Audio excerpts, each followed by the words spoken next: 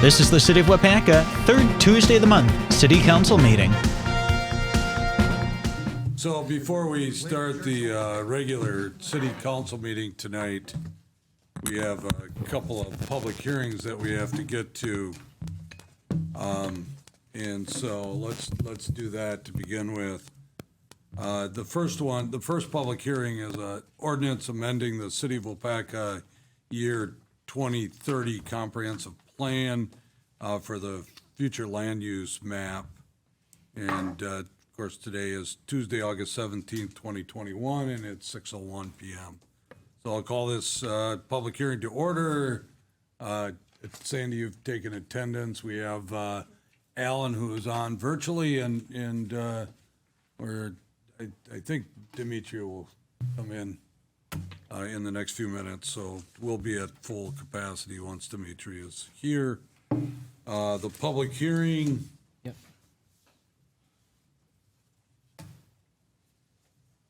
Let me go ahead and read the public notice. This is an ordinance amending the City of Waupaca year 2030 comprehensive plan for the future land use map.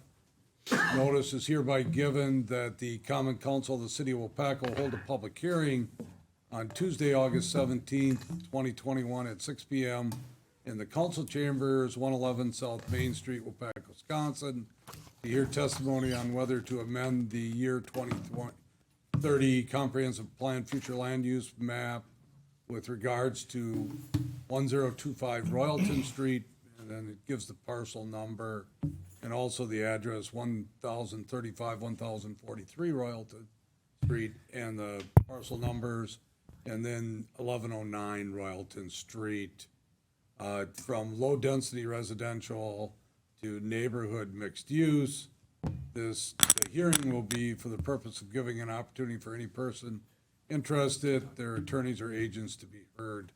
And then, of course, there was a copy at City Hall for people to look at. And Aaron, why don't you just explain what this is about?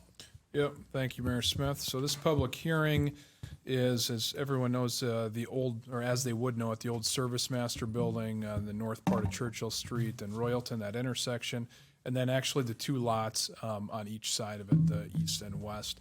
This is a comp plan amendment going from low-density residential to neighborhood mixed use. This was actually probably just an oversight when we did when Andrew redid the entire comp plan and the future land use map. You guys have already seen the rezone come forward for these properties. If you remember, that rezone from B5 to B1 was contingent on this future land use map change. So we have to be consistent with the future land use map. The rezone has been already done contingent upon that. This is that step as we move through the process. All right, so thanks, Aaron. This is a public hearing, so we would take testimony in favor of the rezone or the amending of this comprehensive plan. If you'd like to give testimony, please step up to the podium, give your name and address for the record, and limit your time to 3 minutes or less. Any testimony in favor of the amendment? Any testimony in favor? Any testimony in opposition? Any testimony in opposition? I declare this hearing closed at 6:05 p.m. All right, next up, we have another public hearing, and this has to do with the matter of the state and federal for improvements at Waupaca Municipal Airport, Brunner Field, 2601 Runway Drive. And again, Aaron, or Kathy, instead of me reading the whole thing, which hardly makes sense, why don't you just describe exactly what we're doing here? Go for it, Kathy. We met with the Wisconsin Bureau of Aeronautics and have they reviewed our current petition, and we needed to have some stuff updated to cover the projects that we are looking at doing with federal and state Bureau of Aeronautic funds going forward. And so we need to update our petition to the state and federal government for what projects that we are going to be doing. So this is just an update on our petition for funding. And this is a requirement. Correct. Okay. All right, so at this time, then again, we would take public testimony in favor of this matter. If there's anybody that'd like to make testimony in favor of, just step up to the podium, give your name and address for the record, limit your discussion to 3 minutes or less. Any testimony in favor? Any testimony in opposition? We are closing the hearing at 6:07 PM. All right, let's go right into the we got a long night here tonight, so let's go right into the council agenda. I'll call this meeting to order. It is Tuesday, August 17th, 2021. It is 6:08 PM, and I'll call this meeting to order. And as always, let's begin with the Pledge of Allegiance. I pledge allegiance to the flag of the United States of America, to the republic for which it stands, one nation, under God, indivisible, with liberty and justice for all.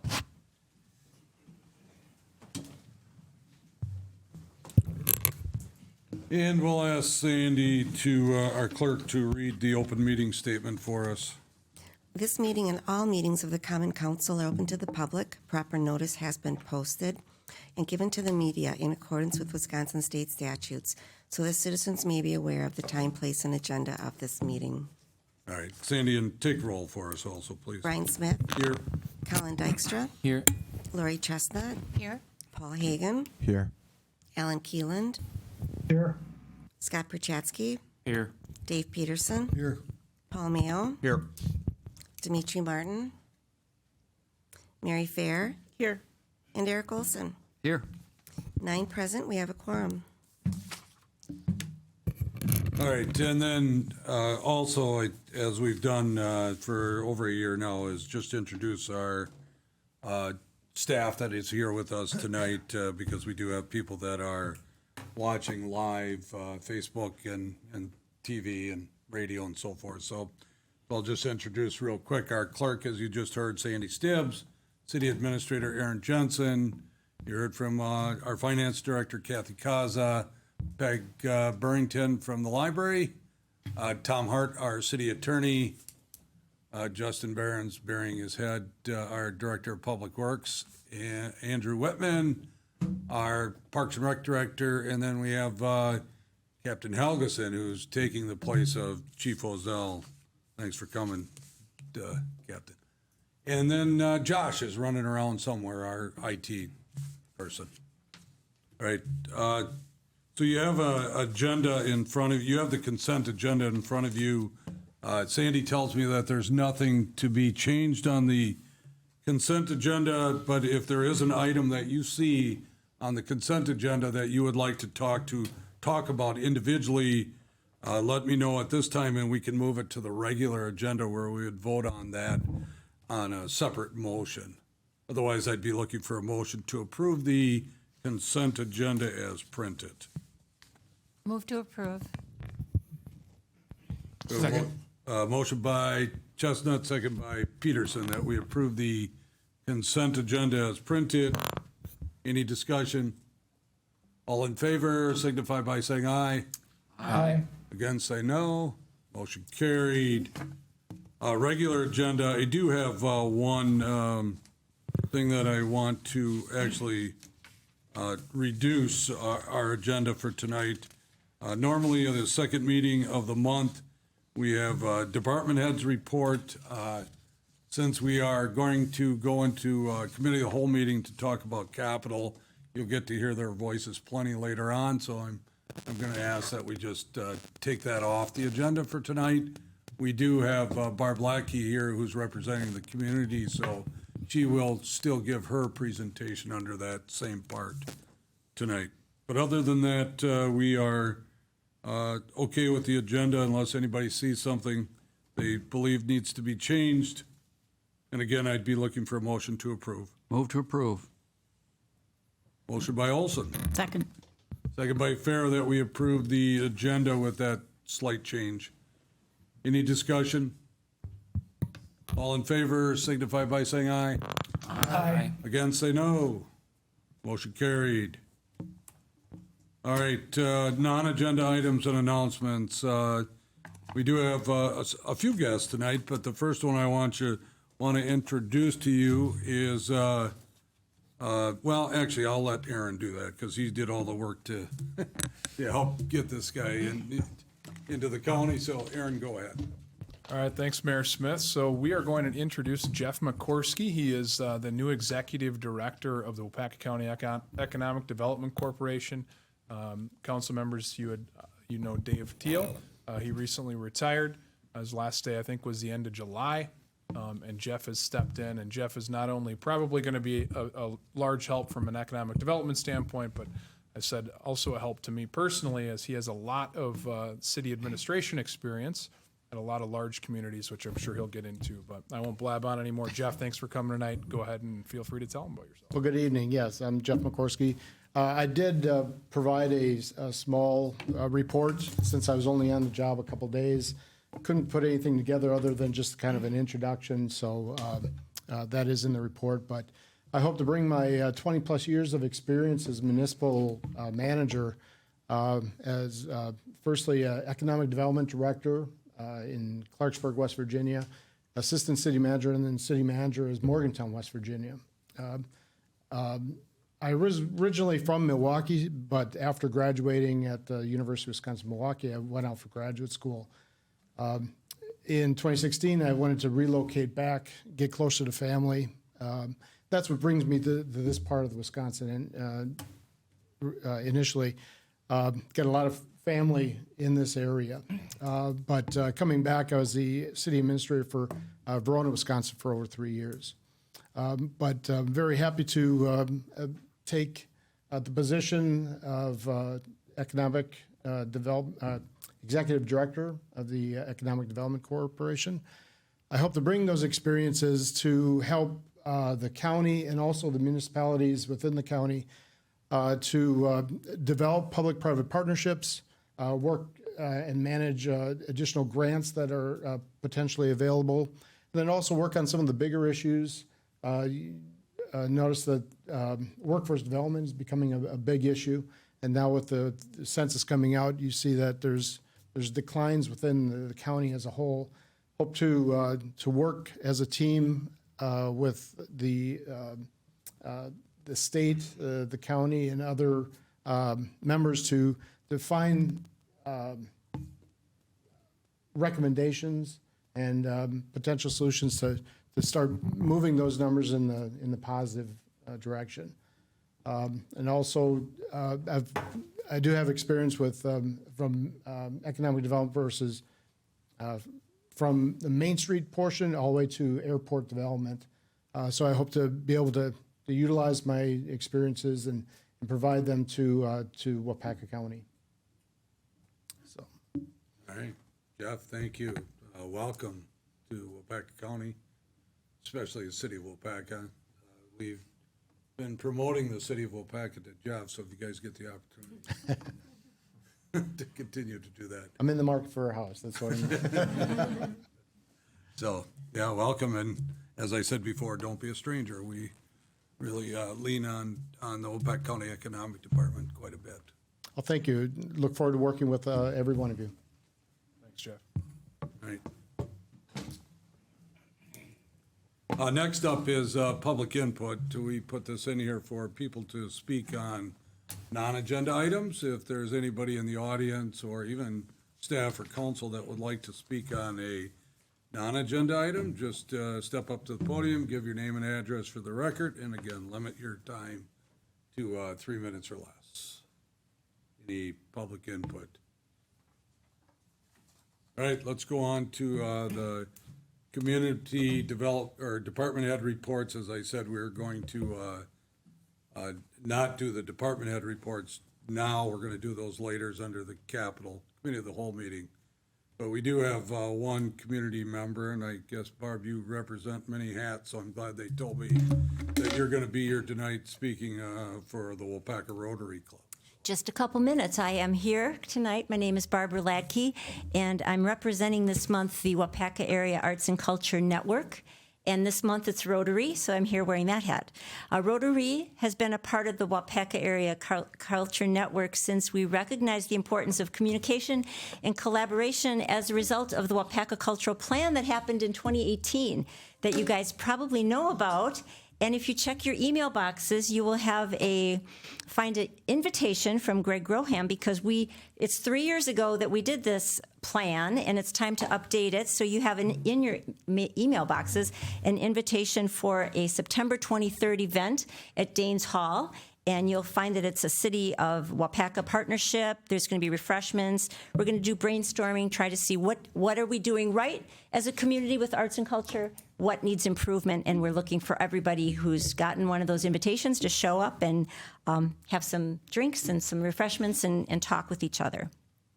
And I also wanted to, tonight, thank the City of Waupaca, especially Aaron Jensen, Justin Behrens, Roger Hansen, Andrew Whitman, and their various support staffs who've really helped Rotary worked hard to find a new location for this Oktoberfest 2021 during the construction. They spent many hours with us, Justin, didn't you, over Zoom, trying to search for the right place, and we found it over on School Street, and we're very excited. I'm going to leave posters here. This is coming up September 10th. We are looking for volunteers. If you're a non-Rotarian and you volunteer, you will get a complimentary ticket to Oktoberfest, a $13 value. So I'm actively looking for non-Rotarian volunteers. So if you're interested in bartending or selling tickets, please let me know. Anybody here can get you connected with me. So we really just want to thank the city and the council for its continued support of Rotary's missions and events. Every year, we give $30,000 to $35,000 to the community in grants, scholarships, and student exchange experiences, which add a lot of value to the experience of living in Waupaca. So we've brought a lot of internationalism, so real proud to speak for Rotary on that.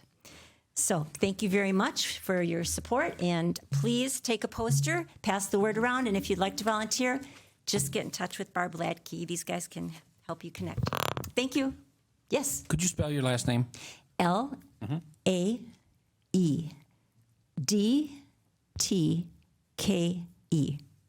Thank you. Barbara Ladke at Gmail. Thanks, Barb. Thank you for coming tonight. Appreciate the information.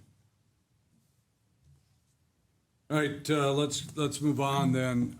We have, under unfinished business, actually, we have ordinance number 09-2021. This is an ordinance amending Chapter 17 of the City of Waupaca zoning ordinance, and this is the second reading, so if we're okay tonight, we will try and vote on that tonight. Jeff Sanders, our zoning administrator, is not with us tonight, but Aaron is prepared to just remind us exactly what that was all about. Yes. Thank you, Mayor Smith. So this ordinance is, I'm just going to go through it here. The first section, you'll see a table, conditional and permitted uses. This was an administrative error. Permitted uses were switched with conditional. So that was just a correction there, cleaning it up. The next thing that was changed in this amendment was the permitted signs, and that relates to signs in the B1 district, specifically ground signs, also in the B2 district and the B7 district. So the changes are to allow for a 0-foot setback in those districts, and then up to 150 square feet if it has over 100 linear feet of street frontage, and then 100 square feet maximum if it is less than that. So those are the changes in those districts. There's also a change to the historic sign. Basically, we created a definition that allows for people to have historic signs. If I can find it here. There we go. Historic wall signs. and it doesn't count against them for the other wall signs that they apply for on their building. So they can continue to maintain that historic wall sign the way that it is without it counting against them in their total amount of wall signs. So that's an added section, and that pretty much sums up the changes. The rest of this is the whole section. So the reason that it's a ton of pages is because we usually just put the whole section in there, but the rest is unchanged. All right, anybody have any questions? Although I look forward to not talking about changes to our sign ordinance, I think we're not quite there yet. So And we'll continue to work with it. And can I speak to that real quick, Mayor? I meant to say this before, so thanks for the reminder, but there are a couple of other things that we are bringing forward. Hanging signs is one of them, and then also probably looking at creating a different definition for overhang sign, so on and so forth. I think council members have received some emails. So this started before those things came up. This is running that track, and the other things will start at the Plan Commission level, and you'll see those. So Mayor Smith, thank you for the reminder there. Yeah, and Sandy and Aaron, you did not hear anything from the public between the last meeting and this meeting. Nope, me neither. All right, so we'd be looking for a motion to approve this ordinance. Anybody? I'll move to approve. Second. Motion by Dave Peterson, second by Eric Olson, that we approve ordinance number 09/2021. It's an ordinance amending chapter 17 of the City of Waupaca zoning ordinance. Any discussion? It's an ordinance change, so we will have a roll call vote. Sandy? Colin Dykstra, Aye. Lori Chestnut, Aye. Paul Hagan, Aye. Alan Keeland, Aye. Scott Perchatsky, Aye. Dave Peterson, Aye. Paul Mayo, Aye. Mary Fair, Aye. and Eric Olson. Aye. 9 ayes, motion carried. All right, the next one is also a second reading, and this is ordinance number 11-2021. It's an ordinance creating section 10.05, parent 1-6 of the City of Waupaca Municipal Code. And again, I'll have Aaron explain exactly what we're doing. This is actually a new ordinance. So, Aaron, go ahead. All right, thanks, Mayor Smith. So I am going to, before I say too much, actually, I'm going to hand it over to Tom, since Tom, I think you did the explanation for the first reading. I did. So if you want to go ahead and just kind of take us through the second reading, and if there's any questions, I'd be happy to help too. I'm happy to do so. This would be an amendment creating a new section within section 10.05 of the code. 10.05 has to do with public nuisances and bans, certain public nuisances. There's currently 15, and this would add a 16th. And it would declare a public nuisance as artificial light and glare, which would be any outdoor lighting on residential property that produces artificial light during periods of darkness with a direct line of sight between the light source or lamp or its reflection and a point 5 feet or higher above the ground at the property boundary, or which produces glare or is directed towards neighboring properties. Then there is a list of 6 exemptions from the section. They include fully shielded or cut off light, public lighting, luminaries, including light fixtures with a total luminous flux of less than 1,500 initial lumens, holiday lighting, historic light fixtures, and then it would not affect existing exterior lighting unless the light would be subject to a complaint made by an adult resident of the city. The existing lighting would be considered legal non-conforming until such complaint was made. All right, and you know that we've started this quite a few months ago, and we've gotten to this point where we feel we have a good ordinance to help regulate that. We know we have a difference of opinion at the staff level, and but I believe it's a it's a good place to start, and I know, Paul, you had your hand up. So in referring to letter F, I guess I'm going to give my own situation as an example. I have a non-conforming garage that was built prior to when the ordinances and setbacks were made, and it's grandfathered in. Someone can't just come around and say, I don't like your garage, and I would lose my grandfathering. In this particular case, any person can come along and say, I don't like your light, and then the person who is grandfathered in with their current lighting could lose that right of being pre-existing. I have also a light for my driveway, and I also have my boundary line goes right down the center of my driveway, so I literally cannot illuminate my driveway without illuminating my neighbor's driveway because it's all one. And it's also another thing I don't see here is it's also a timed light. It's a motion sensing light. It goes on for about 5 minutes if it senses something and then goes out. I mean, that seems to me to be something that would really be considerate of your neighbors, that you have this light that goes out after a certain number of minutes after it senses some motion. So I do have a problem with this in regards to the fact that anyone can come along and make a complaint, and then the person who was grandfathered in is no longer grandfathered, unlike, say, my garage or any of the other pre-existing properties or conditions that are currently grandfathered. Okay, thanks. Paul, anybody else have anything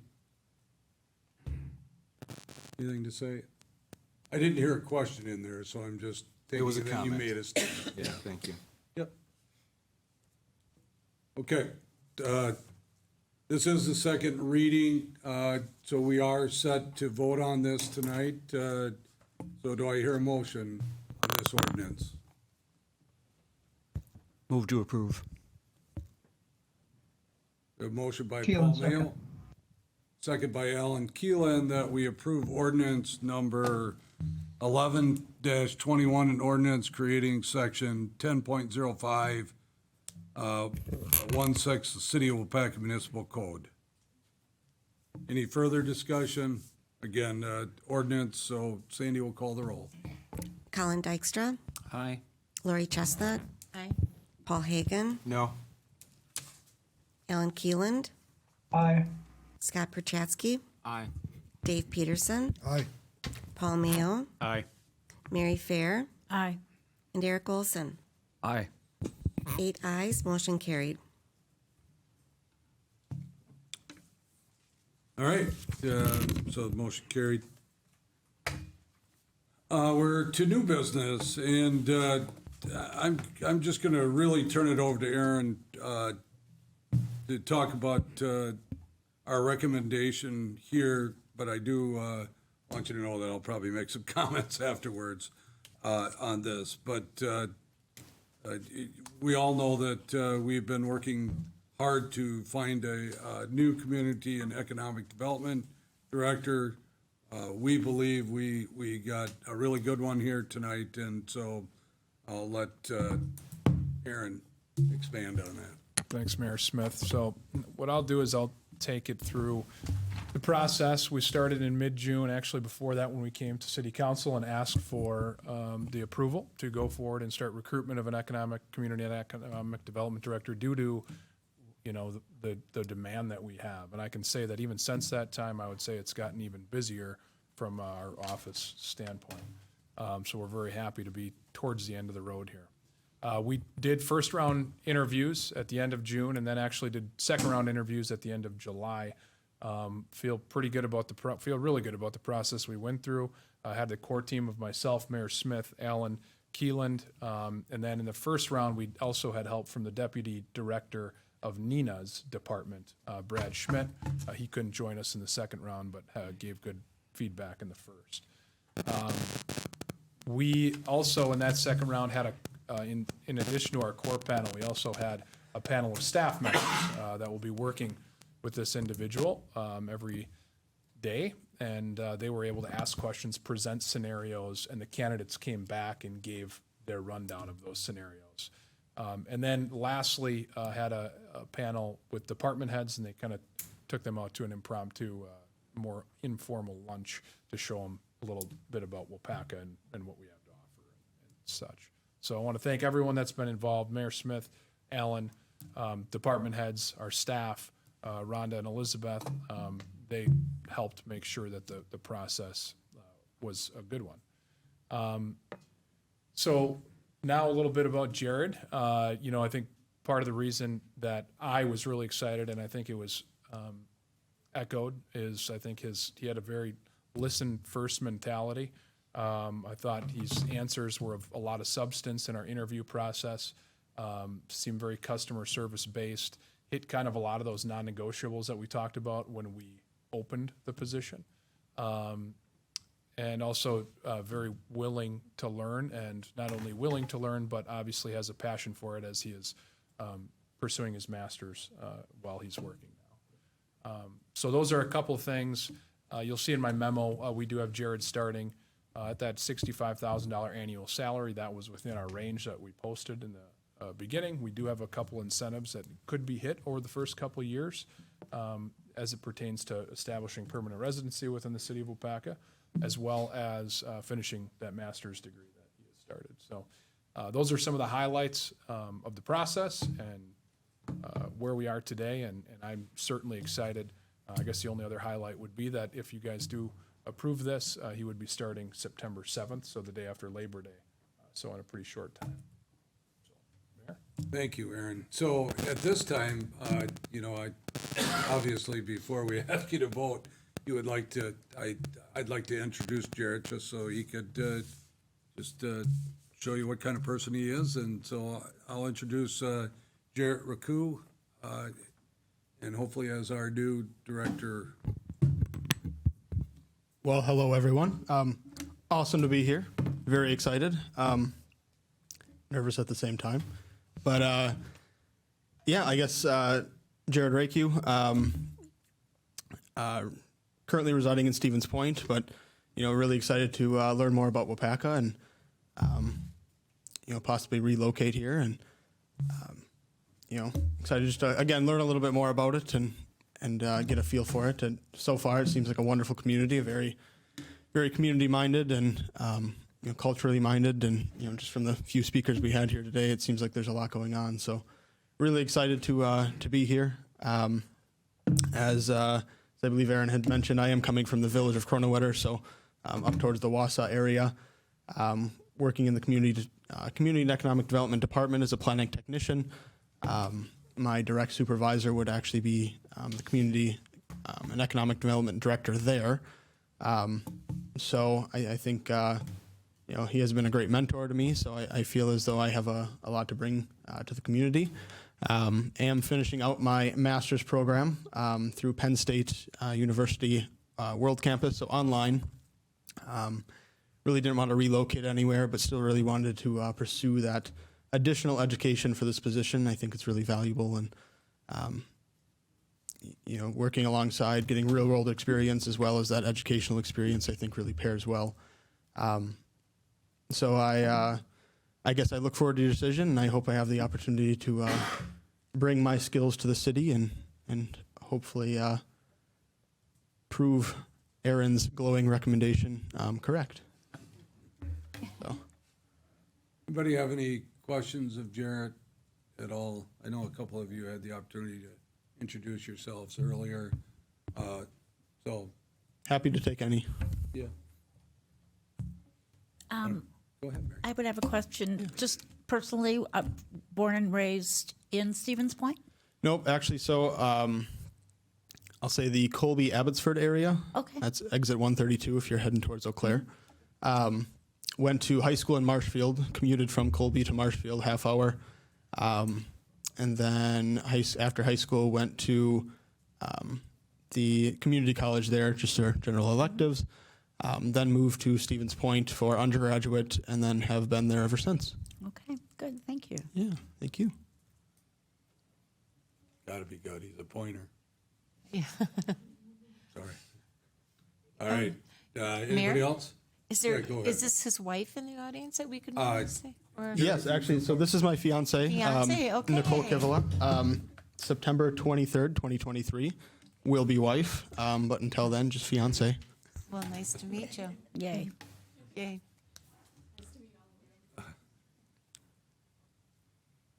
Okay. Anybody Well, else have let's any welcome questions? him aboard. Yeah. Well, we need to officially do this. So again, just so we remember how this works, this is a department head position. So this position is appointed by the mayor, but it has to have final approval by city council for it to take place. So we would officially ask for you to give, to make a motion and a second, and then vote on that if you would. This is Alan. I will make the motion that we accept Aaron's recommendation and hire Jared Reku as a Community and Economic Development Director. Yeah, we have a motion by Alan. I'll second. And second by Chestnut. Alan, I want to correct you, and hopefully you're okay with that. This is not a recommendation of Aaron, although it is, but it's officially coming from the mayor's office. Yeah, we'll amend it then. All right, thank you. And Lori, you're okay with that? Oh, fine. All right, and again, this is an agreement, so we would be looking for a roll call vote on this, so I'll ask Cindy to take the roll. Colin Dykstra, Aye. Lori Chestnut, Aye. Paul Hagan, Aye. Alan Keeland, Aye. Scott Perchatsky, Aye. Dave Peterson, Aye. Paul Mayo, Aye.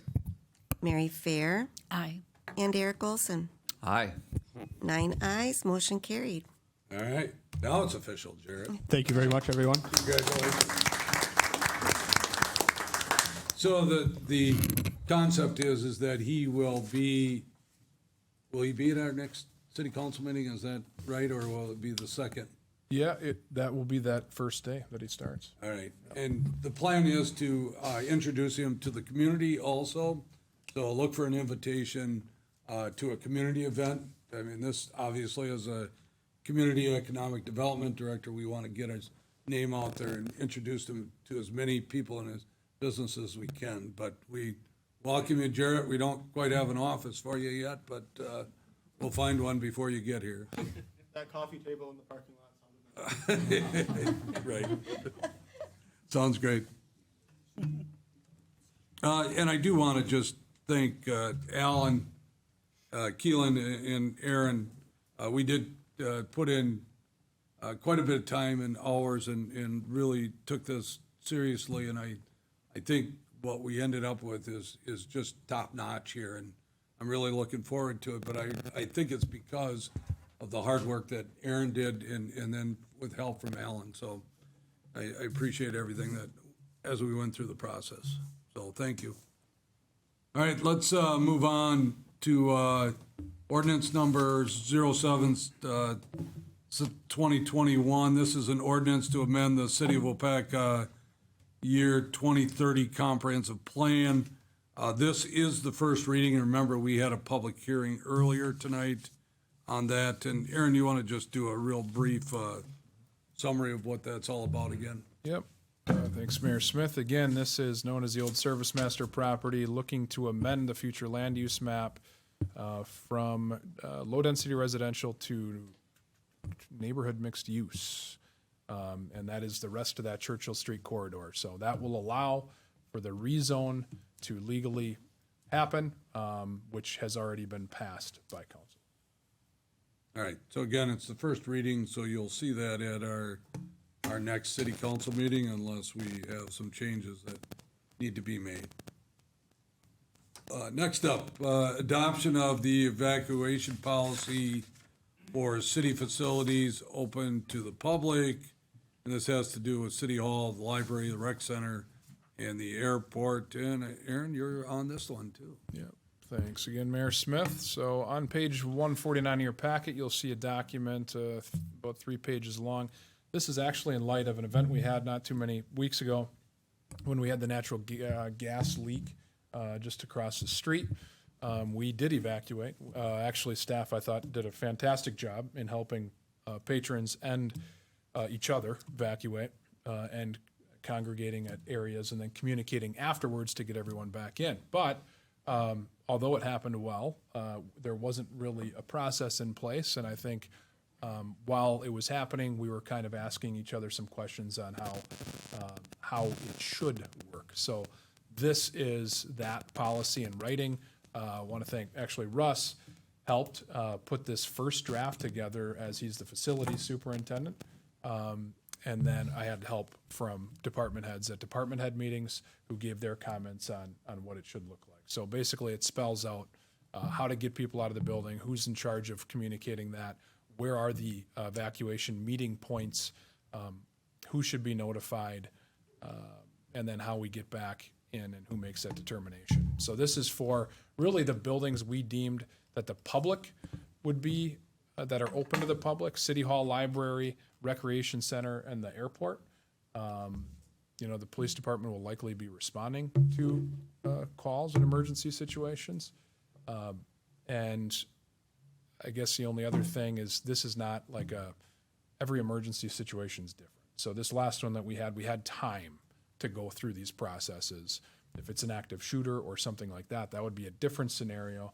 And we've already talked to, chief of police about having a training on that sometime in the near future too. But this is just to have a policy in place that we can lean on, and hopefully it doesn't happen for another 2 or 3, 4 decades, but if it does, we'll have a plan for it. All right, so what Aaron is asking that we accept this and to place this on file by officially voting this policy into place. Anybody want to make a motion? Move to approve the city evacuation plan, non-active shooter. Second. Motion by Chestnut, second by Perchatsky, that we adopt the evacuation policy for city facilities open to the public, which includes City Hall, Library, Rec Center, and the airport, as it was presented to you. Any discussion? All in favor signify by saying aye. Aye. Against, say no.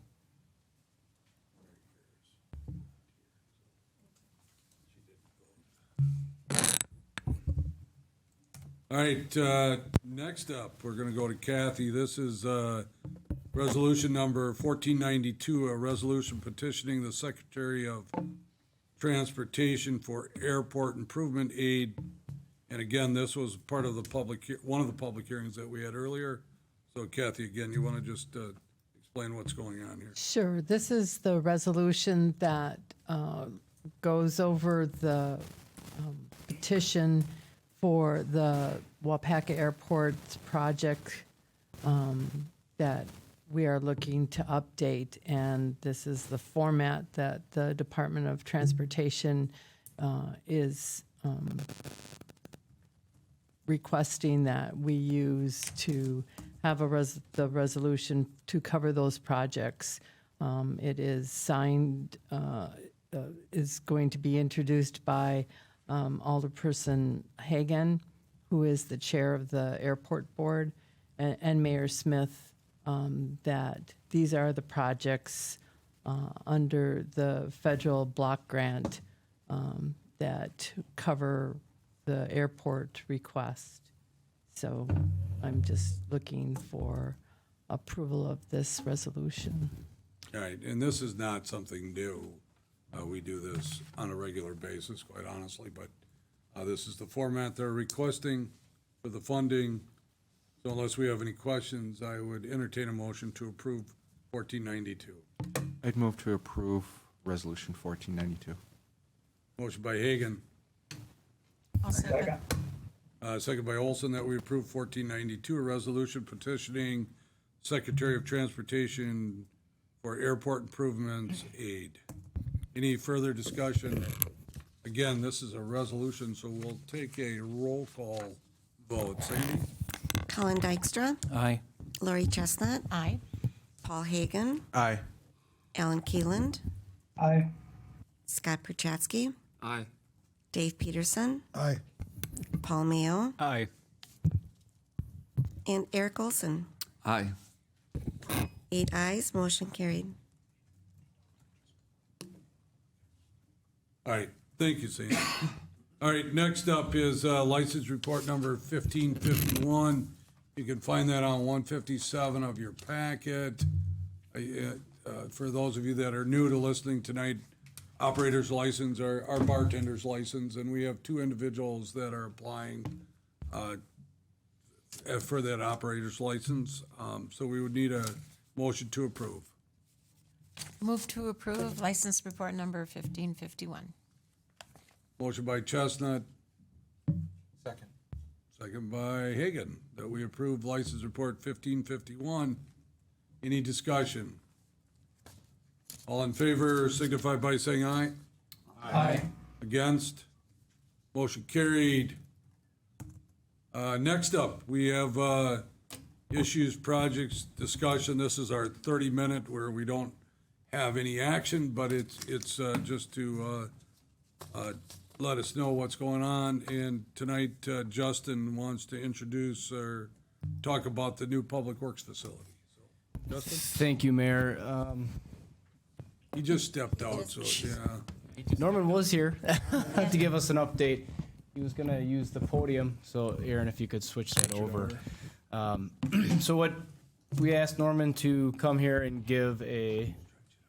Is he Here he stretching? comes. Again, Sam.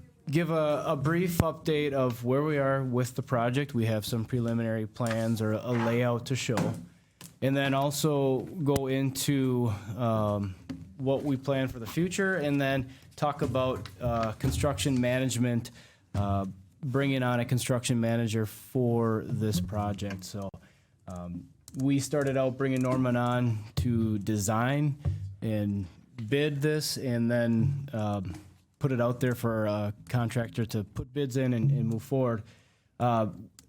Why we are looking at a construction manager is everywhere we go, when we have visited other places or have gotten input on the process, they have encouraged us to use a construction manager. And Waupaca County did it, and it seems like it's an odd thing, but, well, Norman's here to explain it. He explained it to us early on and did a fantastic job. So as soon as you're ready. I need a user. A pass. Oh, Aaron, do you have this? just hit enter. Yeah. Okay. Okay. Cool. I hope.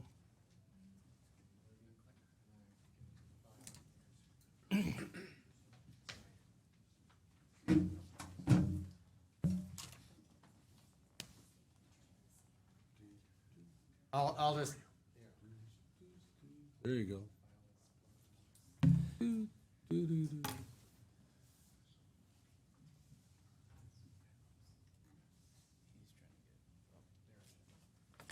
Well, welcome back. Thanks for coming again.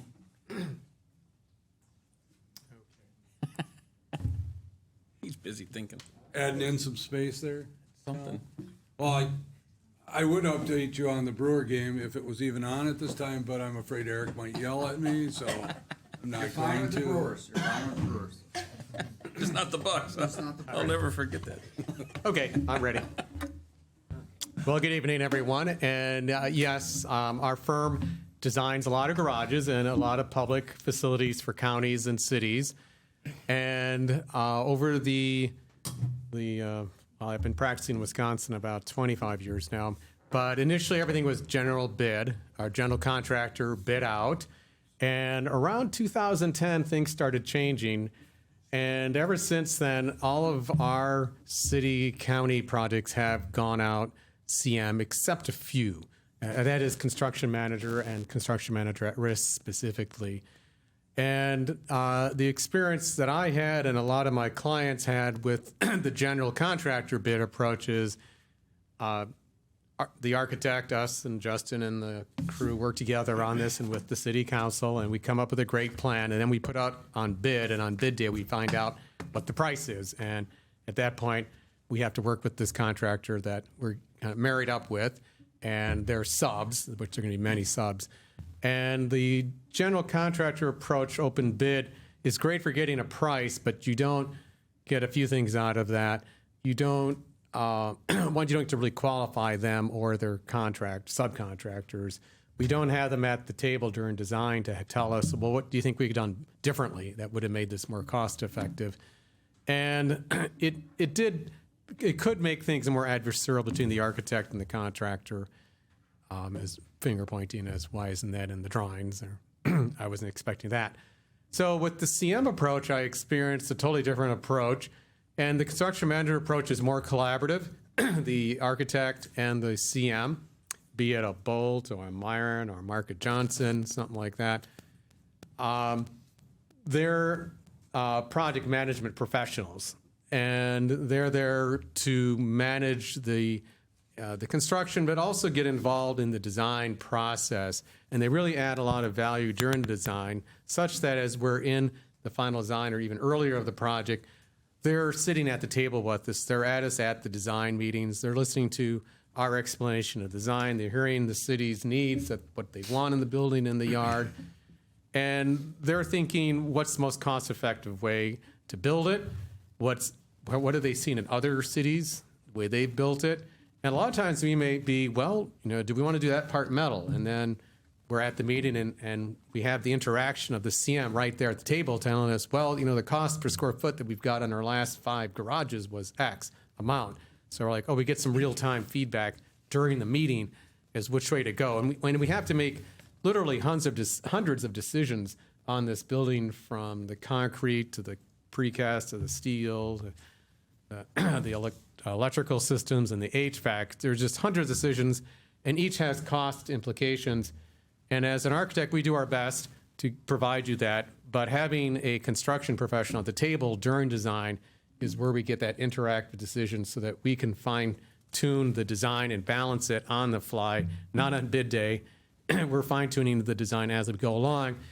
And what I have found is this process for me as an architect with the CM is we become collaborators. We develop this relationship professionally. We talk all the time, emailing, we're helping each other out. We don't throw each other or the other under the bus kind of thing. It's always very collaborative. It's a partnership. And then the city, what you get on, we find on your end, is a construction professional who's advising you during the design. Now, it's not just costing, it's also on how to break the contract up, because in a CM at risk, the CM holds the subcontracts, but they're going to issue out about 30 bids out, as I said, starting with site work, precast, metals, woods, and on up. And they're going to hold those contracts, and it's up to them to meet your guaranteed maximum price that you'll establish at some point during design. And so that CM will be responsible, and they take that job very seriously, and they're going to challenge us and work with us and be upfront, and they're going to get what we call soft bids during design. Once I reach a certain point in my design, they'll actually take my drawings that are halfway done and send them off to a contractor locally, and they'll get on paper, we quote this paved asphalt for so much a square yard, and total cost that. So we actually start getting some street bids early on in the process, and we find that really helpful to start gauging where the market's at so we can make adjustments. They also have a good sense of where the market's going. Demand, supply, it's very topsy-turvy right now, and delivery times are very extended.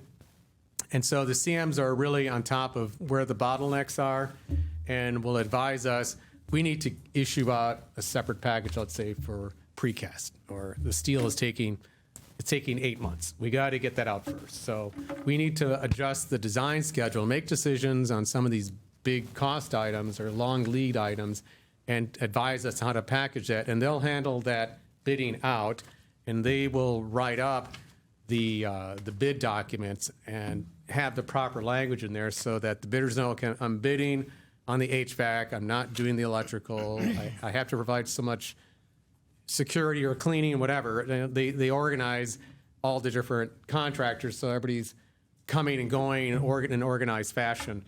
And that's in the bid documents in the that we call the invitation to bid documents. So those are very key documents. Having a professional like that write that up is, we find, is very key, and so that there's harmony out on the field. So I know I brought some diagrams there. I talked a little bit about the design bid build.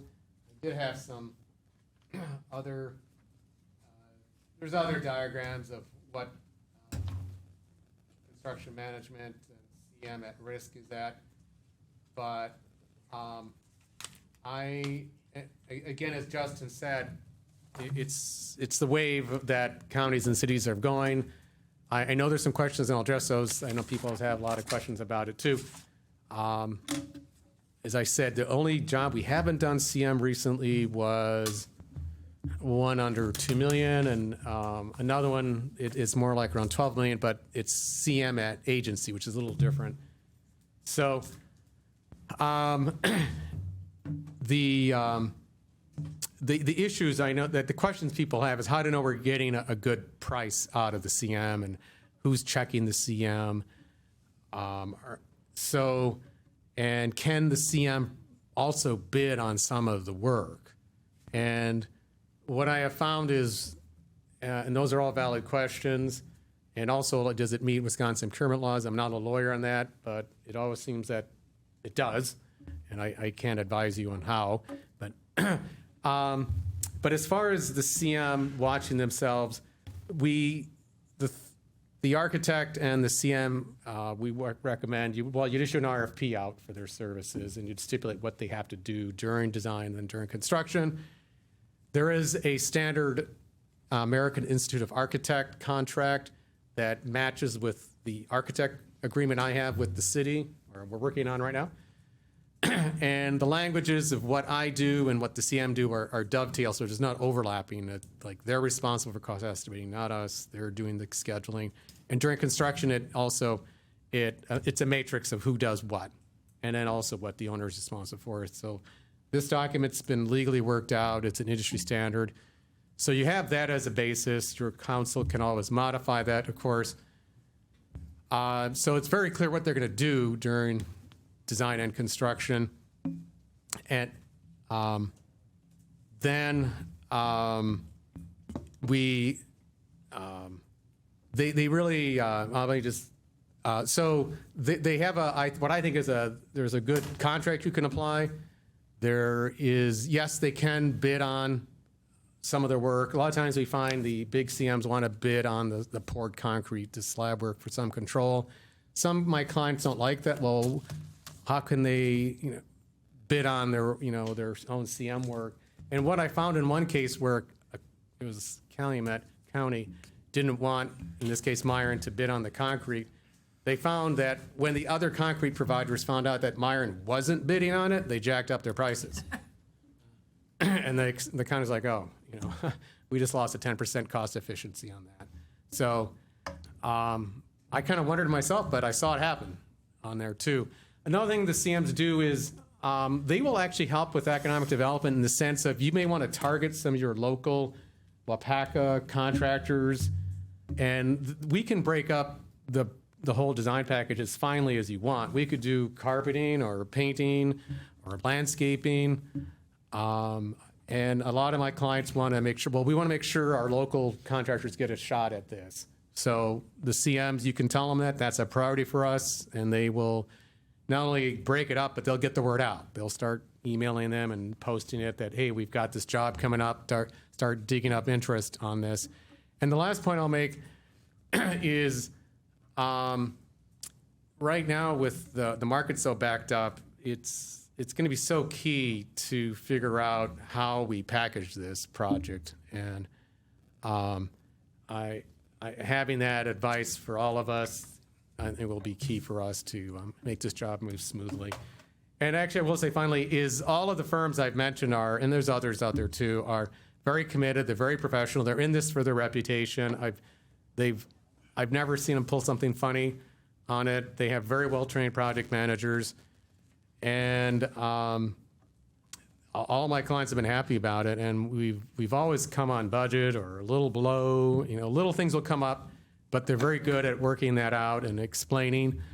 And I think when we get in, if you do hire the CM and we're into the middle of design, and Justin and I are explaining all the great features of the garage, and you, the council, ask, well, why is that pricing? Can we do it differently? You could have that CM rep here, and they could explain to you what's going on in the market, why they've assessed it, and you can ask them, well, what other garages have you done this or seen that? They can 2, 3, 4.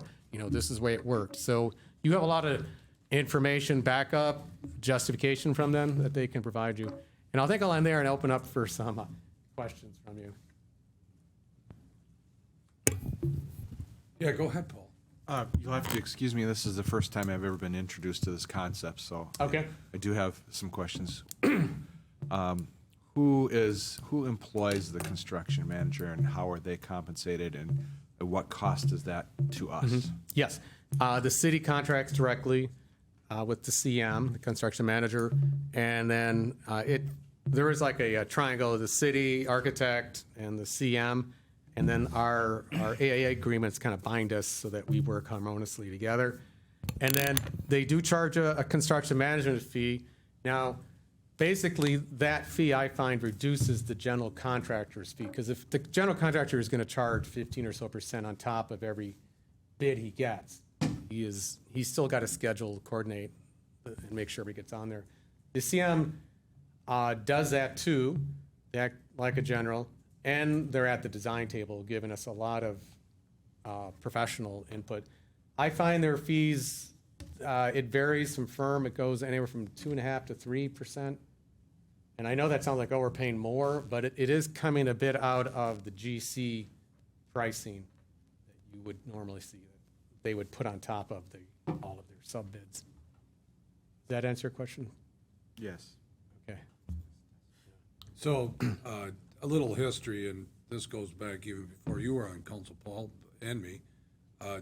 When we built City Hall, we actually used the CM to build that. And the concept really is that we don't have staff that has that professional expertise to handle the concept. And this is a huge project. We want to make sure we do it right. And it normally, from research and then also from the city project that they did for City Hall, this person pays for himself over many times. It does seem like a lot, but when you think about it, it actually ends up saving you money. And you get the project that you're looking for, too. And Mayor, if I can add on that, that is a very good point. What I found when we went general contractor bid, my public works director or county commissioner were just overwhelmed with the amount of time and knowledge, and we're throwing them questions on how to contract something, which is a building, and Justin doesn't do vertical construction, and it's a whole different industry. And they really act like your project manager. They act like an owner's project manager. They're reporting to you. You can get as much information out of them every month. Tell us where we're at, where we're going, what's the issues, and do things for you. Like, go talk to those contractors. So they act like a project manager for you as well. So this is under the, did anybody else have any questions? I'm sorry, I don't mean to. Wanted to Yeah, catch. Colin, go ahead. I wanted to catch the name of that agreement that you discussed. Yeah, the EIA, it's owner, construction manager, at-risk contract, and I could provide Justin a blank copy of one of those. There's a certain number they have for it. I can't remember right now what it is. Okay, thank you. Yeah. And then- And I also offered to Justin an RFP that we used with another county recently. I thought was You want to good tell us RFP what that acronym means? a request for proposal Well, that for one I know. construction Okay. managed services. That one I know. All right. Okay. Yeah, go ahead. Oh, Colin, are you done? I'm sorry. It sounds like you're presenting this as something that we might vote for or do something with in the future. Is that what I'm understanding? And that was mostly directed to you, Justin, or the mayor, whoever wants to answer it. So what we're looking for tonight is just feedback from the council. So initially, when we put this together, we brought on Norman, we were angling towards the design, bid, build, which is the traditional way of doing it. And like I said, as we've been discussing, we want to switch gears and go with this construction manager. Bring the construction manager on now during the design. He gets competitive bids at the end of the project, and like Norman mentioned, line up the materials, give us estimates. Before we bring that construction manager on, we'd have to do another RFP process, and then I would come back to council and say, I need approval on this contract. And if you don't like it then you say, no, go back to the way you were before. So, but we see this as a better fit. long term. So Yeah, we really like to, under this section of the agenda, we really like to talk about items that we know that you don't have to take action on tonight. It's kind of like a committee of the whole meeting where you don't really take action, but you get information. And that's what we're doing here tonight. But yeah, I think you're gonna see a request in the future on this. Are you Okay, still- thank you. Yeah, okay. Paul, you wanna? I just a quick question. What does it mean, construction manager at risk? What does the Yeah, at risk mean? I'll say he is responsible for bringing the project in on budget and on schedule. Okay. They are also responsible for the subcontractor's performance as well. Scott, you had a question too. Not a question, just a comment. I've been part of Justin's design team when we were putting this building together, and I guess I would say I'm definitely in favor of getting a construction manager because it's a $6.5 million project, and as Norman said, there's no way Justin could take on all that extra work of hundreds and hundreds of extra details to oversee. And I think, like the mayor said, I think it's pretty clear cut that something of this magnitude needs a construction manager. So I would be in favor of it. All right, thank you, Scott. Any other comments? All right, Norman, thank you. Justin, anything Thank you. else you want to add? Yeah. Oh, yeah. do you want to we're- see the preliminary? Sure. We're about halfway done through schematic, and so yeah, very excited to show that. And, we have met on site for data gathering, observation of what's on site, and your material, your trucks, your staffing. Sorry, this is going to be a little small to get everything on there. And then we did a space needs, which I don't have. I'm going to show you the drawings here. But we then came back with some diagram layouts for the site, and then had another plan review. So we've had 4 meetings so far, and this is where we're at. We've assessed the site, and is there a pointer? Yeah, we can see the pointer. So this is Michigan down here, and this is Harding, and that's your water building right now, and then your salt shed under construction, and the baseball fields are here, and then there are some tennis courts here. So just for orientation, the golf course is up north of here. So what we've done is take a look at the overall site, and the gray is pavement, the light gray is asphalt, and the key features on. You're seeing an overlay of the survey, which we just got. The building is in the middle here. I'm just going to zoom a little bit.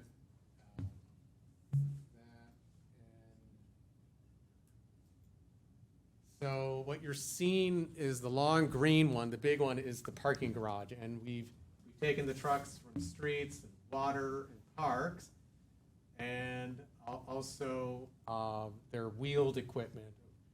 Call it construction equipment, generators, trailers that are towed behind them that need to be in heated storage. So that's what their green is. And actually I have other plans that are cleaner on that.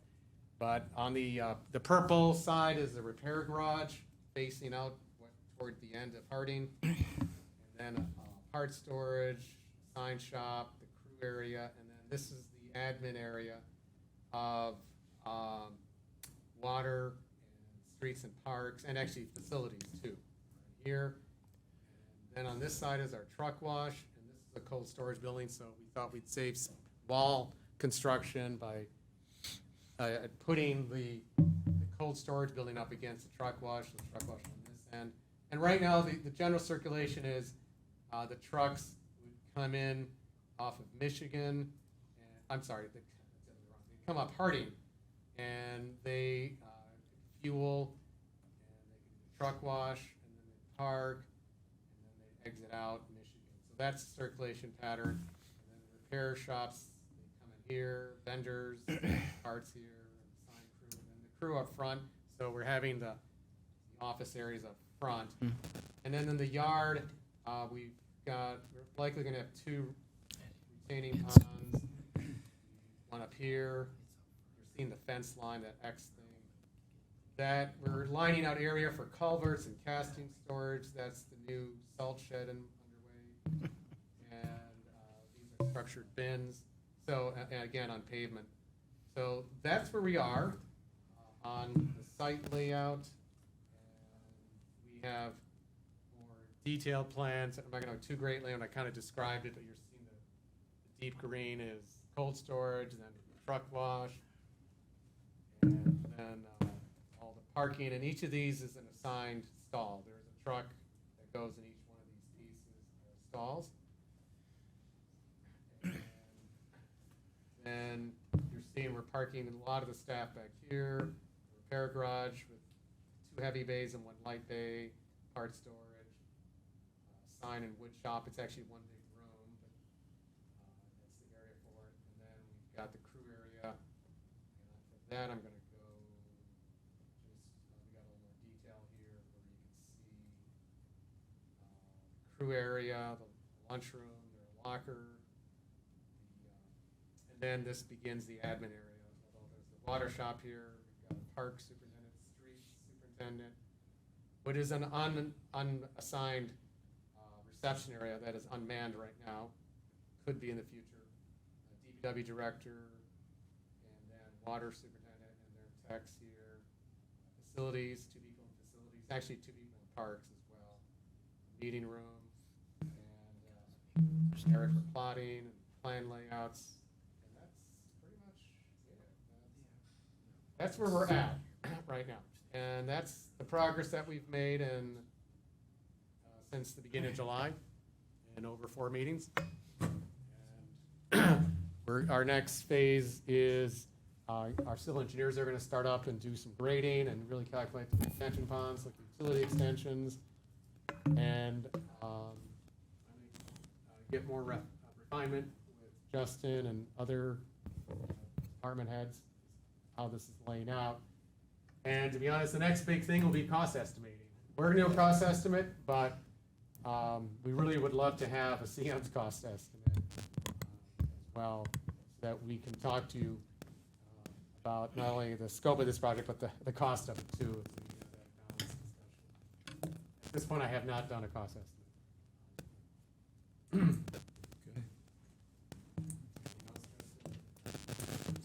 Overview. Yep. Overall, I would say this plan works really well. The circulation, the amount of space the site provides, it fits in there. I think it would enhance the neighborhood. We put the nicer stuff up front, the kind of more heavier equipment areas toward the back. Minimize. We're trying to keep the tree line. You don't see that, but we're trying to keep. We are keeping the tree line here by. This is a tree line here by the rec field, so that it's fairly screened off. All right, nice to see pictures. Anybody else? Any questions, Norman? All right, thank you for the presentation. Thank you, everyone. I look forward to coming back and giving you more updates. All right, Justin, you're good? All right, thank you. Let's go on. Oh, go ahead, Colin. Is there a, how do I say this? It sounds like in the future we'll be trying to vote one. It sounds like there's 2 competing ideas here, a construction management versus a general contractor. And clearly we're leaning that way with the people that are involved right now. Is there any reason to have the other side present something? I don't know who that would be, but someone who would say, hey, we'd like to be the general contractor. We think this is a better way. So that, I'm not saying I have an opinion one way or the other, but I'm saying, should we hear from the other side? That's my question for you, Justin. You don't have to answer it right now, but that's a thought I had as we're listening to this. Okay. All right, anybody else? All right, next up, communications, recommendations of the mayor. We do have a committee of the whole meeting right after council, so don't get up and walk out. We are still on for our first city council meeting in September will be the day after Labor Day, so and for it to work out, we need to have that meeting that day. So I know a few of you have asked about that, but we still plan on that. And city planning, don't forget, we have an early day meeting, or a early date meeting. I think it's on the 1st exactly, isn't it? Yes. Yeah, so don't forget city planning. September 1st is our meeting for that. Anything else for the good of the meeting? Need a motion? Motion by Hagan, second by Keelan to adjourn. All in favor signify by saying aye. Aye. Against? Motion carried. We're adjourned at 7:16 PM. We got about 10 minutes, and then we're gonna start the committee of the whole meeting, so if you need to get up. All right, let's start the committee of the whole meeting. I'll call this meeting to order. It is 7:25 PM. You have an agenda on there, and we are going to follow this agenda, although you'll see that we're kind of a all-together type agenda here. It's not item by item here. So I'd be looking for a motion. Well, I guess I should say that we do have two individual. Is Alan still on? Yeah, okay. You gotta switch your input, Aaron.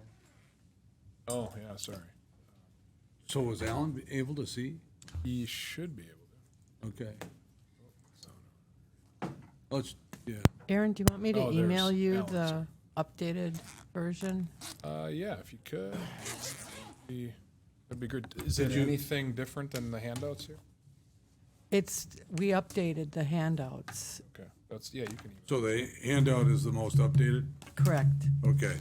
So again, I know we're in session here. I just wanted to report that we do have two council members that are not in attendance. Mary Fair had to leave earlier tonight, and Dimitri is MIA. So we have 8, and we do have a quorum for tonight's meeting. Although there are no decisions to be made in the committee of the whole meeting, I just wanted to make sure that we knew who was here. So you have an agenda in front of you. And you did get a handout that's on your desk. Everybody should have that handout. All right. So let's get a motion to approve the agenda with that one additional handout that you received. Mayor? Yes. Mary did say she was coming back after some sort of poetry thing. Okay. Well, when we come, we'll make sure we document it. Okay, just thought I'd let you know she is Thank planning you. on returning. Yeah. Thanks. Motion to approve. All right, motion approved by Olson, Second. second by Chestnut, that we approve the committee of the whole agenda with that handout you received tonight. All in favor signify by saying aye. Aye. Aye. Against, motion carried. So Kathy is going to lead us through the capital plan, but obviously the department heads are going to present their portion of the capital plan too tonight. So Kathy, I'll turn it over to you. Thank you, Mayor. Tonight, we're going to go through the list of capital improvement projects for 2022 and 2023. We're going to have update to the website a packet that will have each of the individual projects sheets for just the 22 and 23, only because 2024 to 2026 is one of those that, just to have it out there on the radar for you to understand that these are the projects that will be coming forward at a later date or may be changing. So the projects, again, are ranked by department as to their prioritization. And some of these have been on the project list for a while, and they just keep moving down. Some of them you've already approved, kind of moving forward.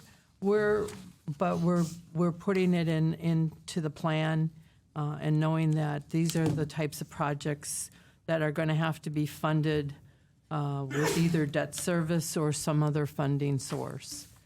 So I thought we would go through each of the departments' projects, what they have for 2022 and 23, and where they're looking at funding sources, but not to go into the debt service because we have a lot of unknowns still out there with the ARPA funds, the possibility of an infrastructure bill being passed by Congress, and looking at what projects that you see that should go forward or have more questions to be answered and should be maybe put on hold and deferred to a later date. So I'm going to go over each of the departments, have them go over what their, the reason why they've put these projects out there. And you can ask any questions. It is a significant list.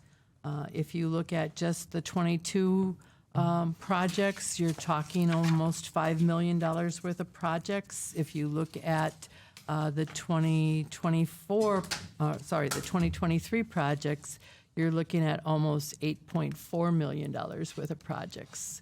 The biggest one being the Public Works Garage. We are in that process, so I just want to let everybody know that there's some pretty big price tags out there. Beth isn't on here, so I'm going to start with the airport. With that change in the, oh, Beth is there. It's okay, go ahead. That's what I get for not turning around. Oh, Beth, way to hide. So quiet. All evening.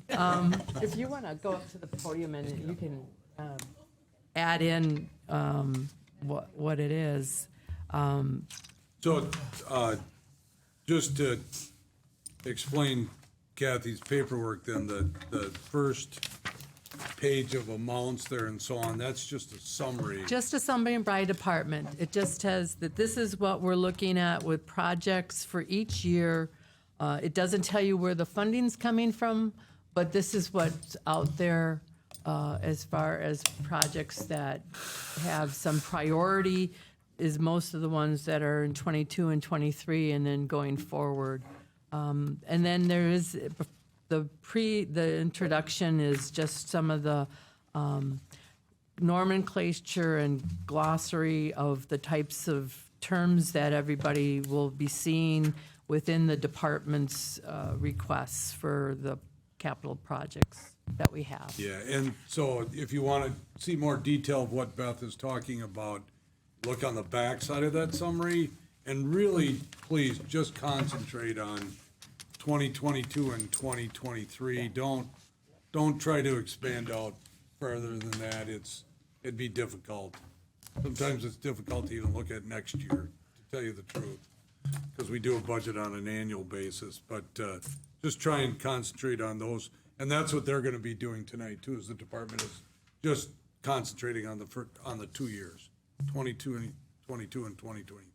Right, because a lot of these projects are tied with 22 starting them, and 23 is when we'll, like the Public Works Garage. I mean, that's a major one. And I think a lot of decisions have to be made, that the fact that we are doing some major road projects with High and Harrison and with the Public Works Garage, it's better to know what's going to happen not only this year, but the next year. And so that this will help you with a lot of decision and planning that we have to go through. So, Beth, you want to go over the So we're just going to do the T-hangers, The T-hangers the mowing and- equipment, and the microsurfacing, right. or the crack sealing. Okay. So yeah, for 2022, we're looking at designing a T-hanger, what we just have marked here as T-hanger storage building. Basically, I have a 15-person waiting list for T-hangers. So a lot of people want to be renting, but they don't want to own anything. So with bringing in the T-hanger, or second T-hanger on the airport right now, we just have an 8-unit. Looking at getting another 8-unit to bring in at least 8 people, which would also help boost fuel sales and everything is kind of the game plan on that one. And also getting more people on our grounds, which is, our funding is based off of how many people are actually based at our airport. So by increasing the number of T hangars, we're increasing the sale, hopefully, theory is increasing the sales of fuel and then getting better funding from the government. So we're looking at the design project this year and hopefully building the actual T hangar in 2023. So that's where you get that money from there. With the replacing the mowing equipment, I am using a 21-year-old riding lawnmower and the wood stack, which was purchased back in 2008, along with the snow equipment, the first purchasing round. So we're looking at updating that equipment just because there's more and more money going into maintenance of that equipment.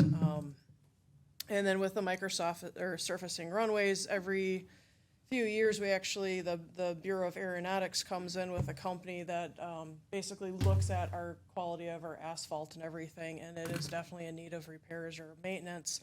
So with the microsurfacing and the crack sealing, which we are, according to them, we will be, if everything goes through, we are on their program to be done next year.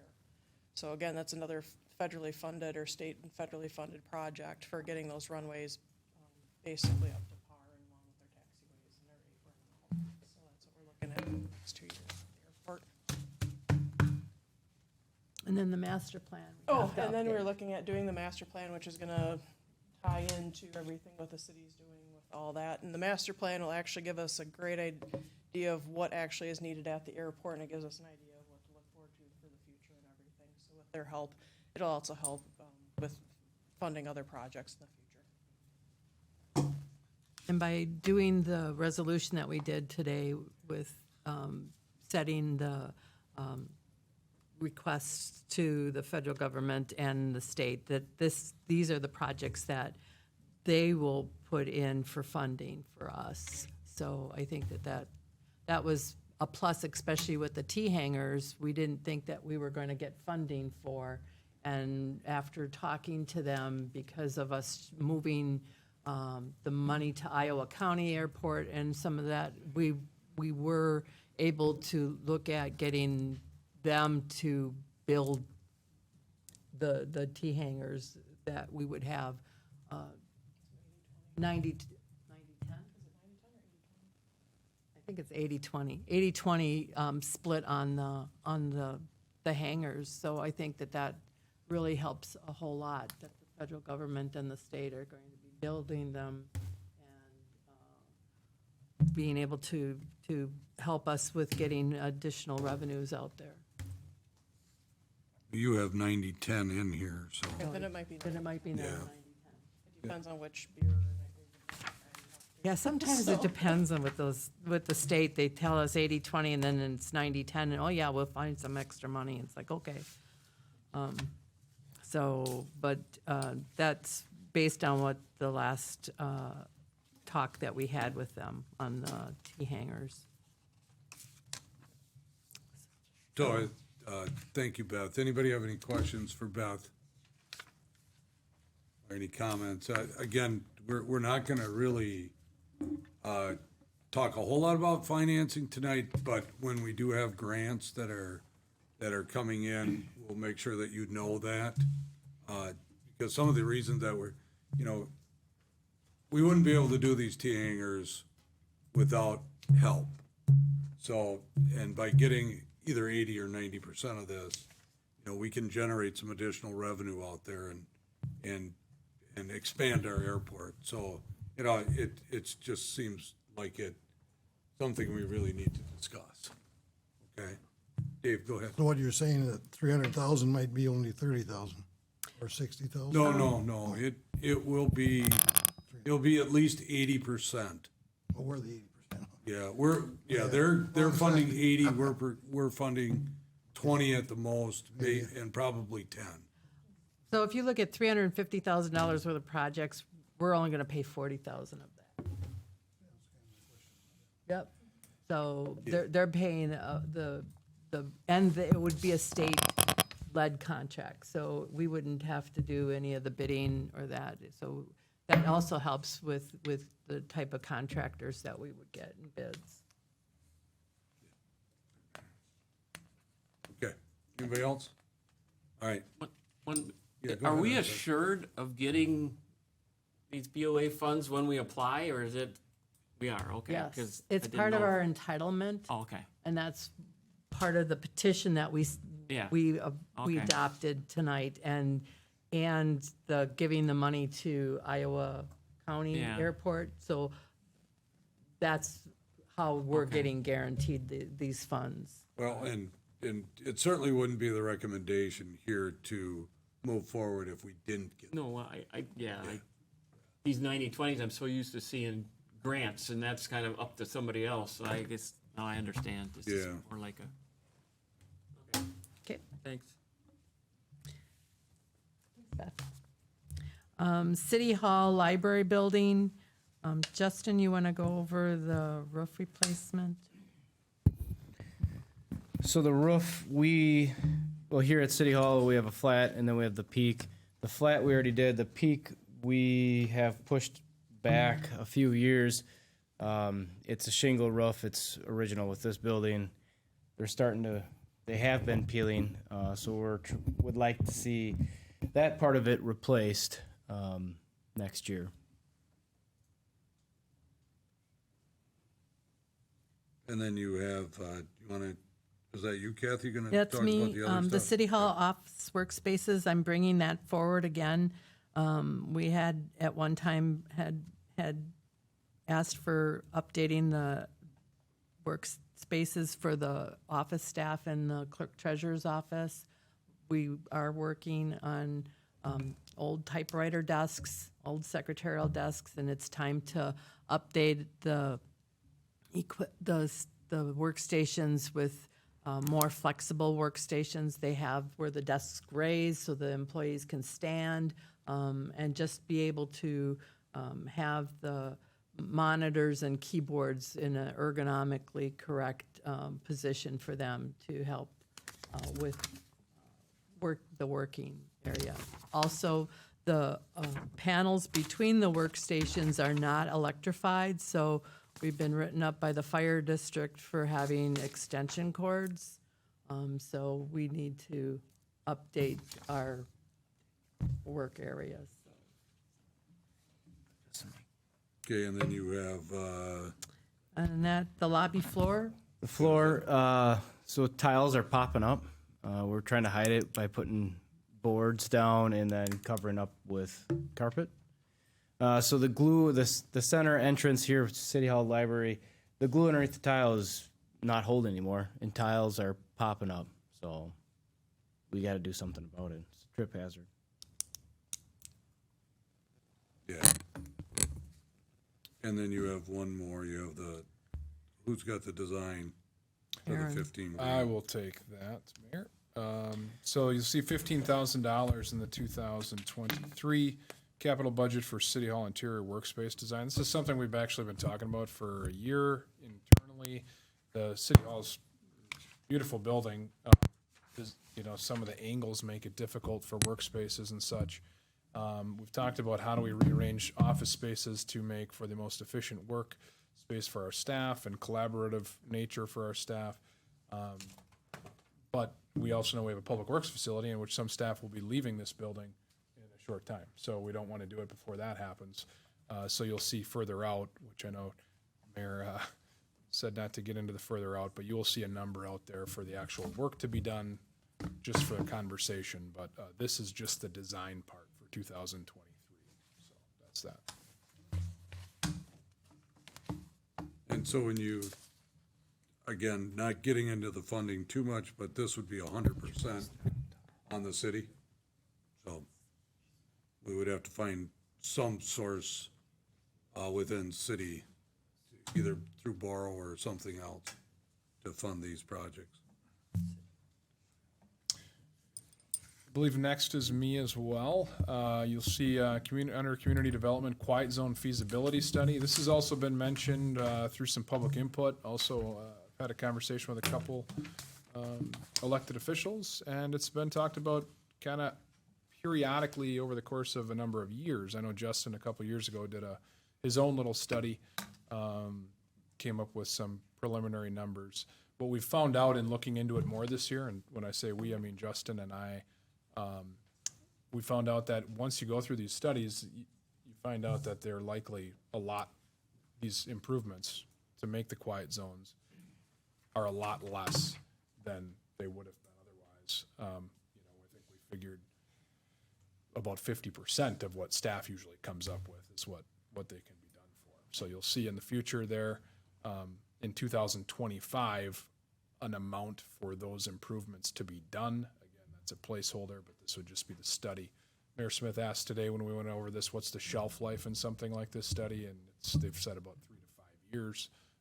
There are some regulations that change with the railroad administration that could change that. Yeah, go ahead. Is this related to a quiet zone? Is this related to the railroad, or It is. not the airport or the highway? Just the railroad. Okay. I'm sorry, this would be facility improvements that would improve safety at each crossing, so train horns did not have to be. Okay, I understand. Yeah, we talked about that today. We need to, sometimes what it says and, in the writing there of what the project is, we need to really describe what it is, because it's hard to read or understand sometimes. But yeah, this is all has to do with the railroad.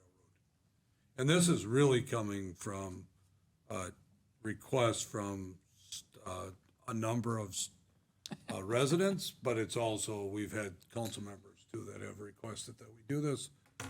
We think that we don't know where it's gonna go, but we certainly think we need to at least find out where we can take it with this. I have to tell you too, this morning is the first time that I've seen this too, so if I don't have a full understanding of it, Kathy, make sure you correct me. But, yeah. Josh, I don't know, he's in the back. You can go over IT, or we can come back. You can come out here. There he is. Any man, reappear.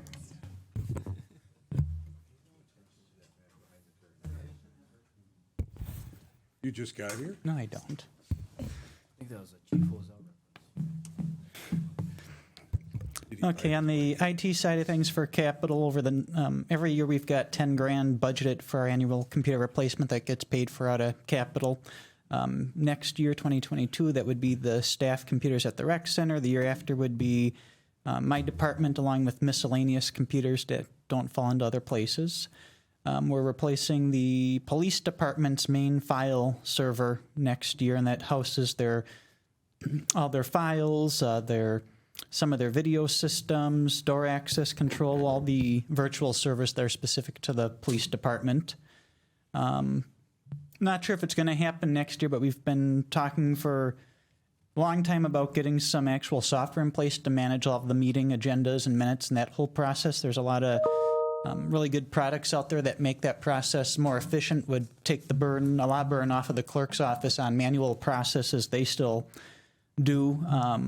Whether or not that happens next year, maybe a year later, is going to be determined by our current new software we're implementing, and that whole process done and out of the way before jumping onto another project. And then in 2023, we've got $180,000 on here.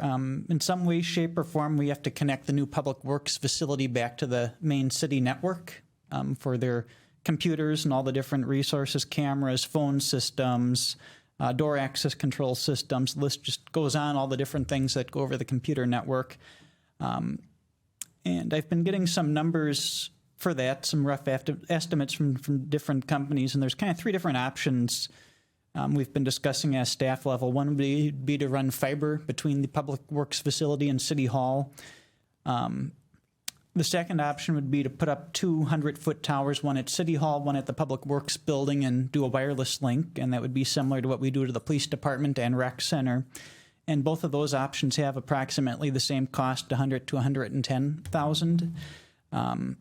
Without getting too gory on this, the advantage of one over the other is the 2 towers would give us other opportunities we can work with, the SCADA system, 2-way radios, some other uses, whereas the fiber has that one sole use of connecting 2 buildings.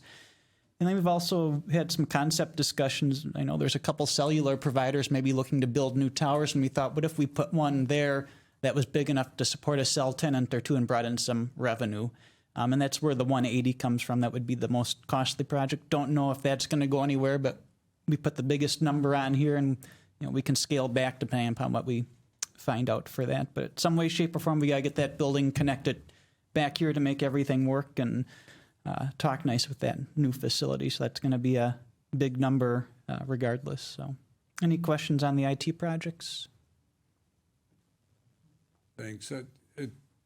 I think it's important that you understand too that when we talk about like the tower and Justin's projects, and that we do have not only a city part of the funding, but we also have 3 enterprise funds. We have the city sewer, the city water, and then we also have Waupaca online too. So you'll see that some of the funding will come from each one of those areas when it is a mixed use item. And this tower certainly would fall under that category because the water and the sewer department would be housed at the Public Works facility. And it's too soon to tell with all the money coming out for internet upgrades. There might be some other funding that could go toward part of this too, but too soon to tell on that too until we've got a plan in place.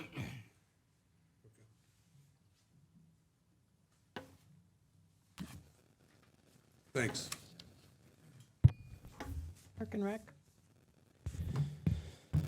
All right, so the first one I'll discuss is that Swann Park Playground splash pad. I think that's a carryover from this year. We are progressing very well with that, I'll say, as far as the fundraising is concerned and the grant process. I believe that we'll get to that private donations sooner rather than later and be able to move forward with that. So we brought it into 2022. So that's kind of a 50-50 split between city and fundraising done by the Friends of Waupaca Park. So there's been a lot of excitement about that and a lot of, positive movement on that as well. The other one for next year, we originally had a park supervisor truck on there. We're starting to have some major issues with our baby dump truck. And that is, in talking with our park supervisor, that is a truck we just can't afford not to have on a daily basis. So we kind of did some moving around and put the baby dump truck on there. Now, this is not a brand new truck. We'd just be looking for a used truck that is better than the one that we have right now.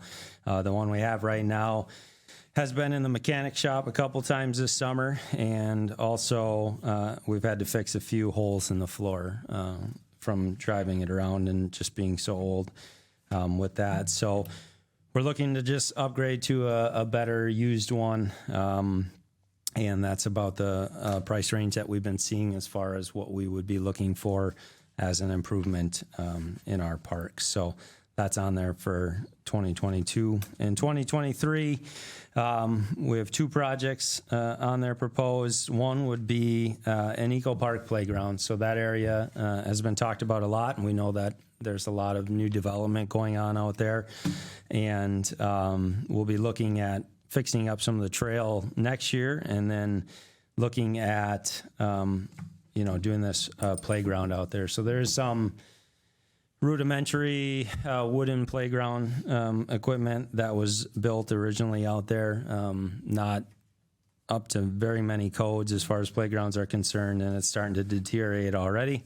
And we feel like we need to provide something for those families that are moving out there, building new houses out there, and living out there. So that would be just a basic playground, kind of a stock model that we would put in out there and give those families that opportunity. The other one is replacing the Lakeman field light poles. This is our hallowed Lakeman field used by the Lakeman team, our 14U Babe Ruth, 15U Babe Ruth, 16U Babe Ruth, Legion teams, and the high school team at various times as well has used it. So that field gets used on a daily basis. Those poles, I should have looked this up. Aaron, do you remember how old you thought they were when you were here? It's like 40 years, 35 years? I think they were installed in the 70s and they were used at that time. Yeah. So, Dave, do you know any of that? It was in the 70s. 70s? Okay. That wasn't an old joke. You would know.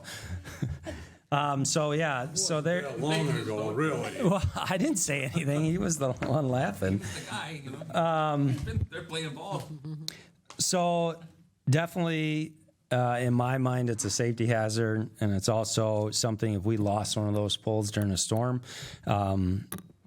that's a big deal. I mean, that field gets used every day, every night in the summer, and we need to be able to continue that service for those baseball teams. So that is something that's been pushed off a few years as well. Just trying to get it back on there, have that conversation, and hopefully be able to move forward. If you remember the past conversation for those who were involved, we would take and hopefully use the 4 poles from Habercorn Field that are still there, move those over. We would still need 4 new poles, and then all the lights would be new on top. They'd be LED lights, and that would help us with that. So those are the projects I have. All right. Andrew, thanks. Anybody have any questions? Andrew, part of the splash pad city portion includes that grant we might get, right, or not? No, the grant is part of the fundraising It initiative. is, okay, so Yep. we would still, okay. Yep. So Friends of Waupaca Parks, myself, and then our grant writer worked to put that together Okay. as far as the fundraising. So So the city, will you think the city per se, general fund would have to contribute some to that yet? Or you're trying to get everything with the grant and fundraising to cover the cost? we're trying to get half of it with the Okay, grant and the half. fundraising. Yep. And then the other half would be, part of the capital improvement with that.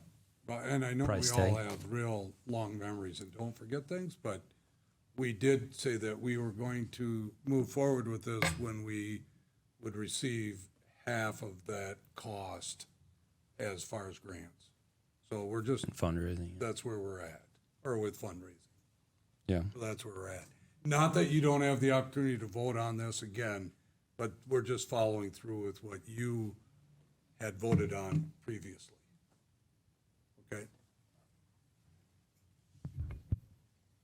The police building roof? So, again, that's a flat roof, and we have problems with it every time it rains. We've had water go throughout the building, dripping on computers, run down into the basement, and it's constantly being looked at and repaired. So, we're just for repairs, we're looking at around $20,000 throughout the year, probably.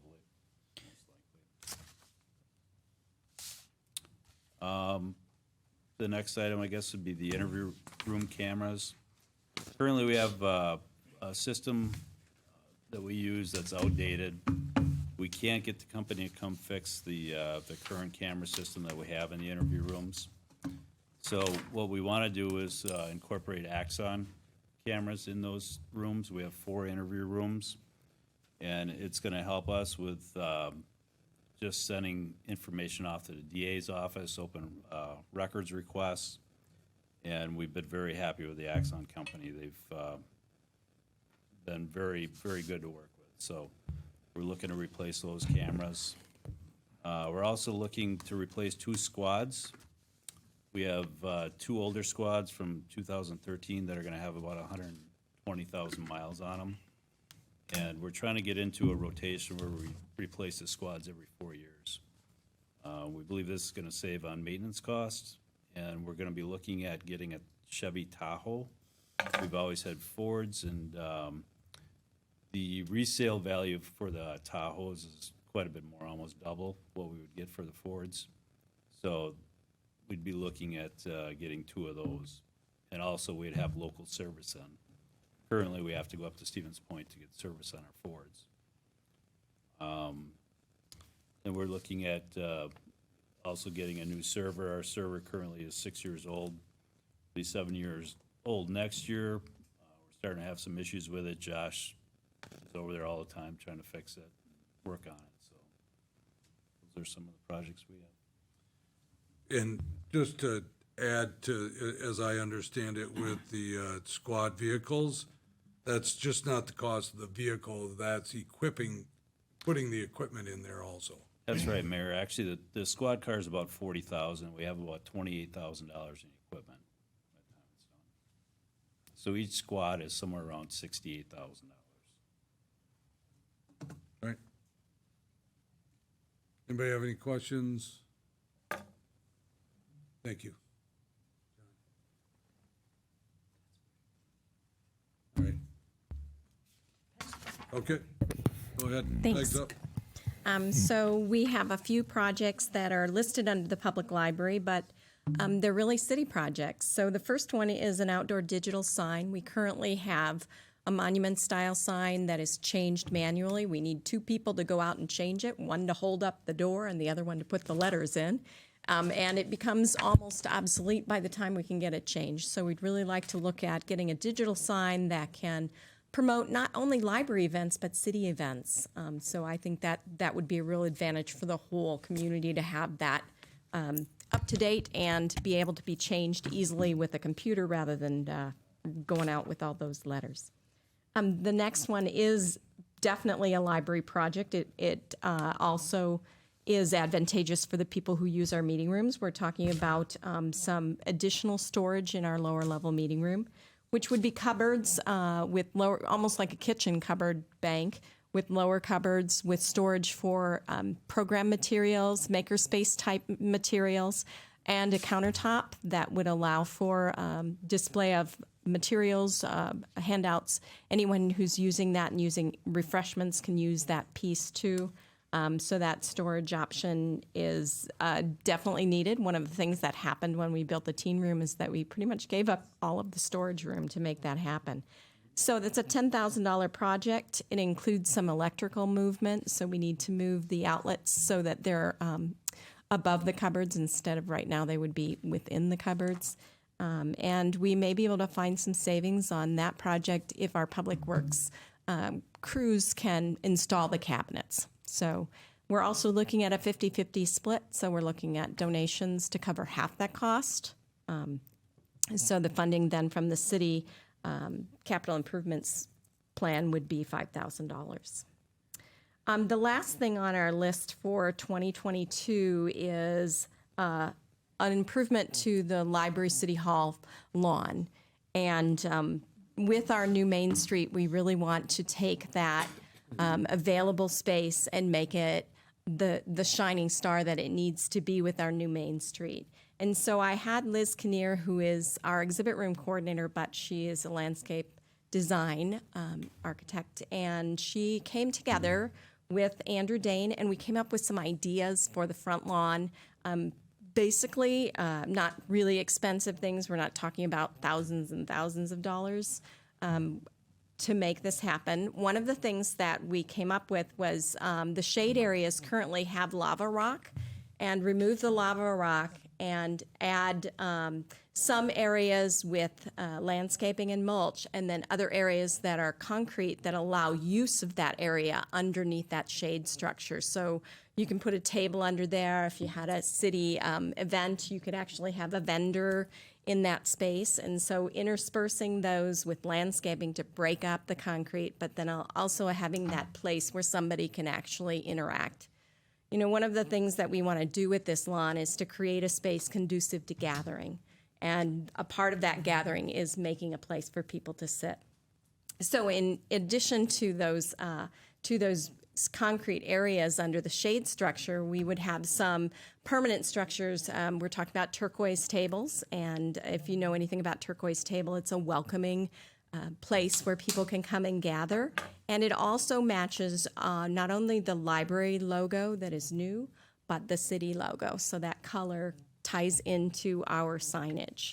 The other thing we want to do is to improve the signage on the building. If you've looked at the front of the building, it does say Public Library and City Hall on either side, but that is, it's very invisible. It kind of blends in with the brick, and maybe you didn't even know what it was there, but it's white, and if we could have that repainted so that it would stand out a little bit more, we may find that as a place marker for that.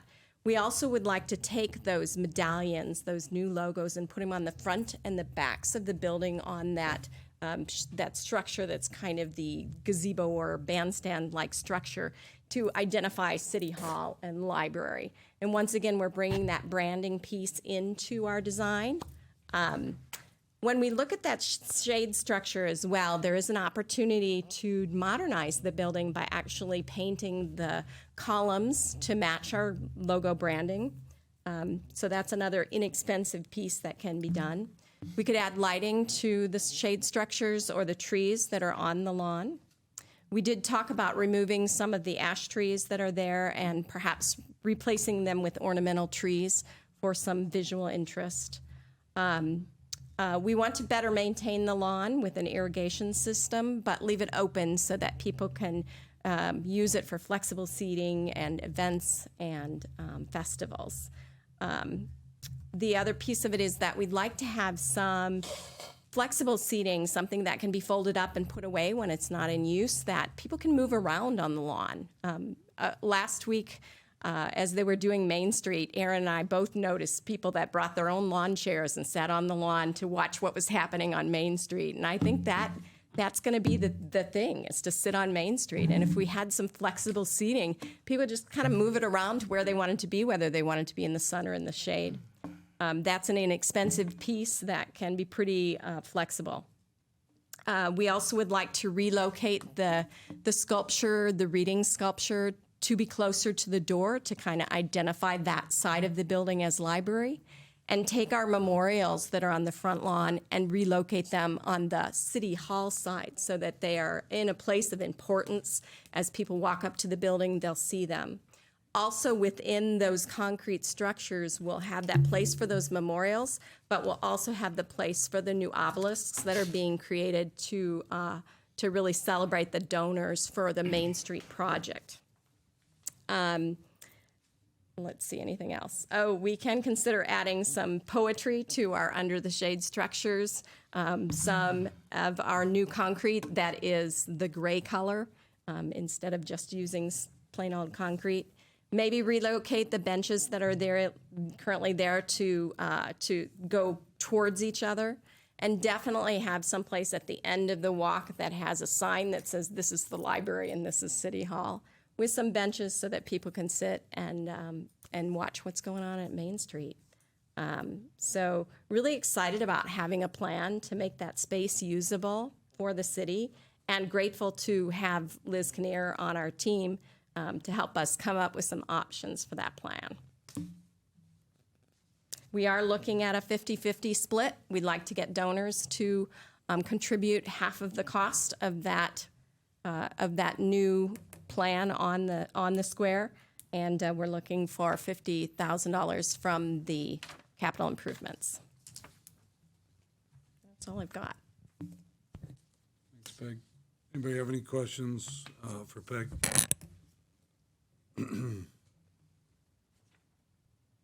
Thank you. I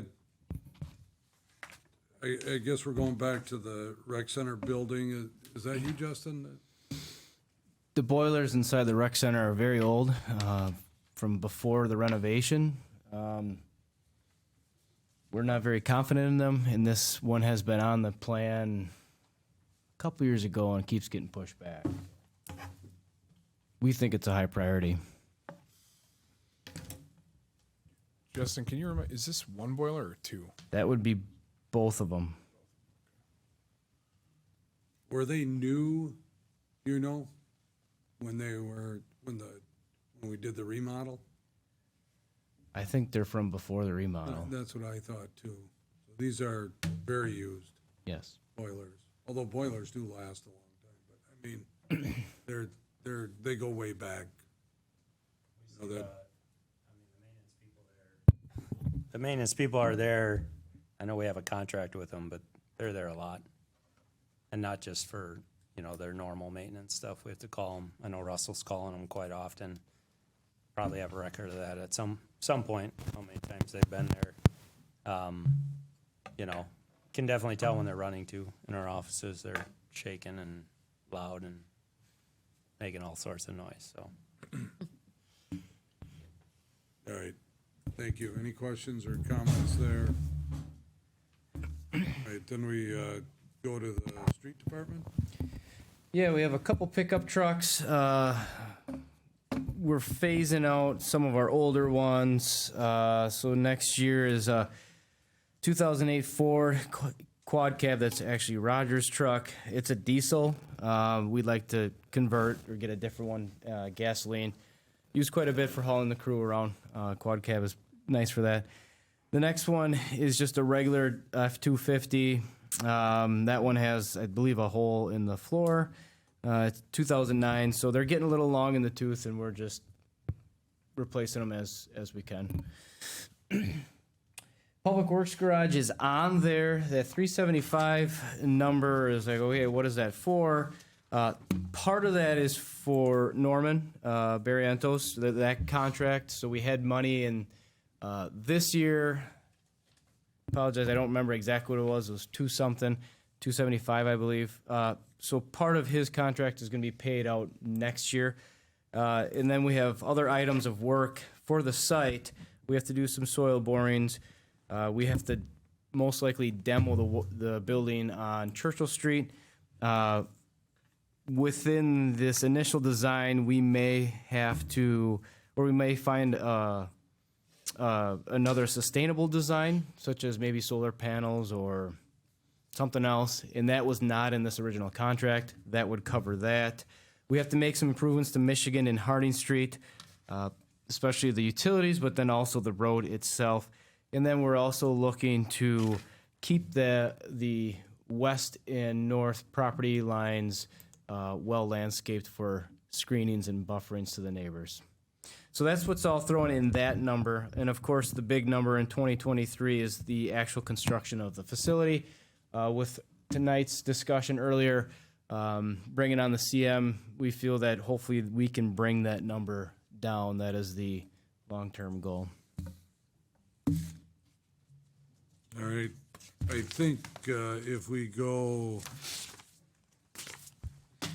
are we going to talk about? Next page. High and Harrison Street is our road project for next year. A cool million there. Not all that is road items. A good chunk of that is water and then also some sewer. Below, if you scroll down to the gray, it kind of breaks out those funds. 2023 Fulton and Badger downtown project. The STP funding, which is the funding that helped pay for the Main Street project, that 80-20 split. The next round of that is 22 to 27. And since Fulton and Badger are on our major arterial road, they could qualify for the next round. So that's what we're going to start targeting. This fall, the applications are due. If we don't get that funding, then that project will change. The construction of Fulton, so it's Fulton from Maine all the way up to Hillcrest, and then Badger is from Maine to the rec center. If we don't get that funding, then that project changes dramatically. So that's what those numbers are starting in 23. Elm Street is 23. We're going to start looking at reconstructing that. Of course, that's a narrow road, very rough. We need to replace water again, and probably looking at another chunk of sewer in that as well. Parking lot seal coating, $25,000 next year. The plan is for us to directly purchase a tanker truck with seal coat material in it, and then our street department guys would apply it in all of our parking lots, except for this one that was just recently done behind City Hall here. I'll keep going on to the wastewater. Vector truck is a very important piece of equipment. We use it a lot. Maintenance items on that are tallying up. We need to replace that very soon. That's going to go within the wastewater department. Is going to pay for that straight out and become their asset. We can account for that in PSC and our billing. Cathodic protection is a project that we started a long time ago, kind of sparsed it up a little bit. The last part of it is our lift station in Foxfire. We had bids out there to replace the coatings on that can, but we had some erratic bids, so we pulled it and just kind of kicked it down the road. And here we are. We're feeling like we need to do that now. Another pickup truck. So the sewer department has 2 pickups. One was replaced in 2018. The next one is due. It's a 2-wheel drive diesel truck, and again, we've been going to 4-wheel drive and to gasoline. It just fits what we need to do. We're better responding during emergency management. They're big. They're 3/4 ton trucks, so they meet what we need to haul guys and equipment around. DCS Controls, next year, starting with the design, and then after that, the construction. I've mentioned that before, but that is basically what controls the plant, the automation. So what tells certain pumps to turn on and off and certain things to move. A lot of it is automated, and it's very old. We have to scour eBay for replacement parts now, and we get it actually pretty cheap because it's so obsolete. But anyways, the time has come. We're doing a feasibility study right now on it, so we'll get some guidance before the end of the year of what this will shape into in the next 2 years. 8,000 digester rehab project was one that we were working on this year. We're gonna just rehab, our smaller digester. But again, we had some erratic bids that we received, and we just yanked it and said, let's do it next year. So we're going through a process right now. We're getting some more information, and we're going to kind of refine that a little bit and hopefully get within that number this time. Primary pump replacement was just a few pumps that are in the basement. They pull sludge out of the bottom of the primary tanks. That is not next year. That's actually this year, so that's my mistake. That should be 21. Because we pulled the digester project, we're going to try and replace those pumps this year, so a little bit of a flip-flop. So sorry, Kathy, for that error. So we can delete that 80? That one can be deleted, yep. Okay. Right direction. Water department. Hydrant painting and leak location are just some bigger maintenance items, so we throw them on here to keep better track of them. Water tower inspection. Well, we're doing the inspection now. Next year, we're probably gonna have to redo the coatings on the standpipe. That's what that $100,000 are. So we should be getting a report from the inspectors very soon, within a month or so, and that'll help guide that number. Cross-connection control is another, just a larger contract that we have to deal with, regulated by the DNR. Make sure that plumbing is done correctly. There's no backflow of private plumbing or water back into our system. So that is contracted out, and again, is on here just to better track it. Our dump truck in the water department, this gets used quite a bit because we're always, not always, but we are routinely digging to repair pipes, hydrants, valves. So the water department uses this dump truck quite a bit. The issues with it is it's a GMC. The age is not fully understood, but it's sometime in the 90s. The tailgate does not even open. So, when we're dumping, it's an effort to get the material out of it. So that has to be pre-planned and basically just taken off. So it's time for that thing to get replaced. And that is the last one on the water. Yes. Thanks, Justin. Again, I want to remind you that when we talk about the wastewater treatment plant or wastewater items and the water department items, those are enterprise funds, of course, and so they're, although it's still all city money, it's coming from a different pot there too. So, thank you, Justin. Anybody have any questions or comments so far on that? Kathy, where do you want to go next here? If nobody has any questions, what I'm looking at doing is if this list of items is what council feels we should be looking at funding, then my direction would be is to look at with the financial advisor what would be the most prudent way of financing these and see whether or not we can afford all of them, and what the impact is to the taxpayer. Again, we've been planning the Public Works Garage so that it's going to be timed when the TIF 3 and 6 are closed. So we should see some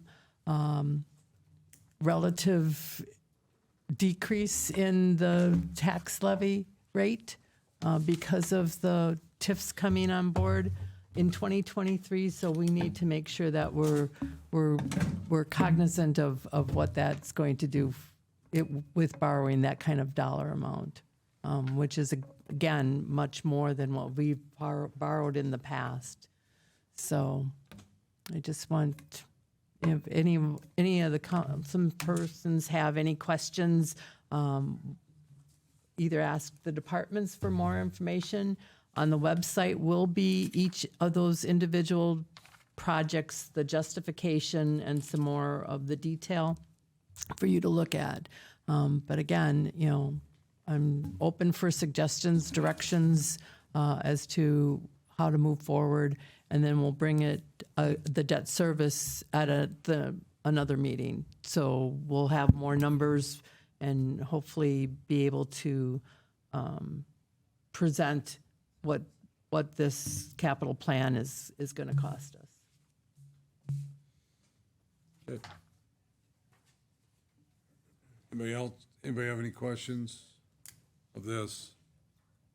And all the good news, I mean, we talked about projects we need to do. The good news is that we are in a good financial situation right now. If we had some projects that hit us, this is a good time that they hit us. That doesn't mean that we're going to frugally spend our money, but it does give us the opportunity to, we put off some projects in the past that are just, you're almost to the point now where you have no choice. So we really need to take a good look at that. And we have different options for funding that we could take advantage of too. So you'll have a lot of different options.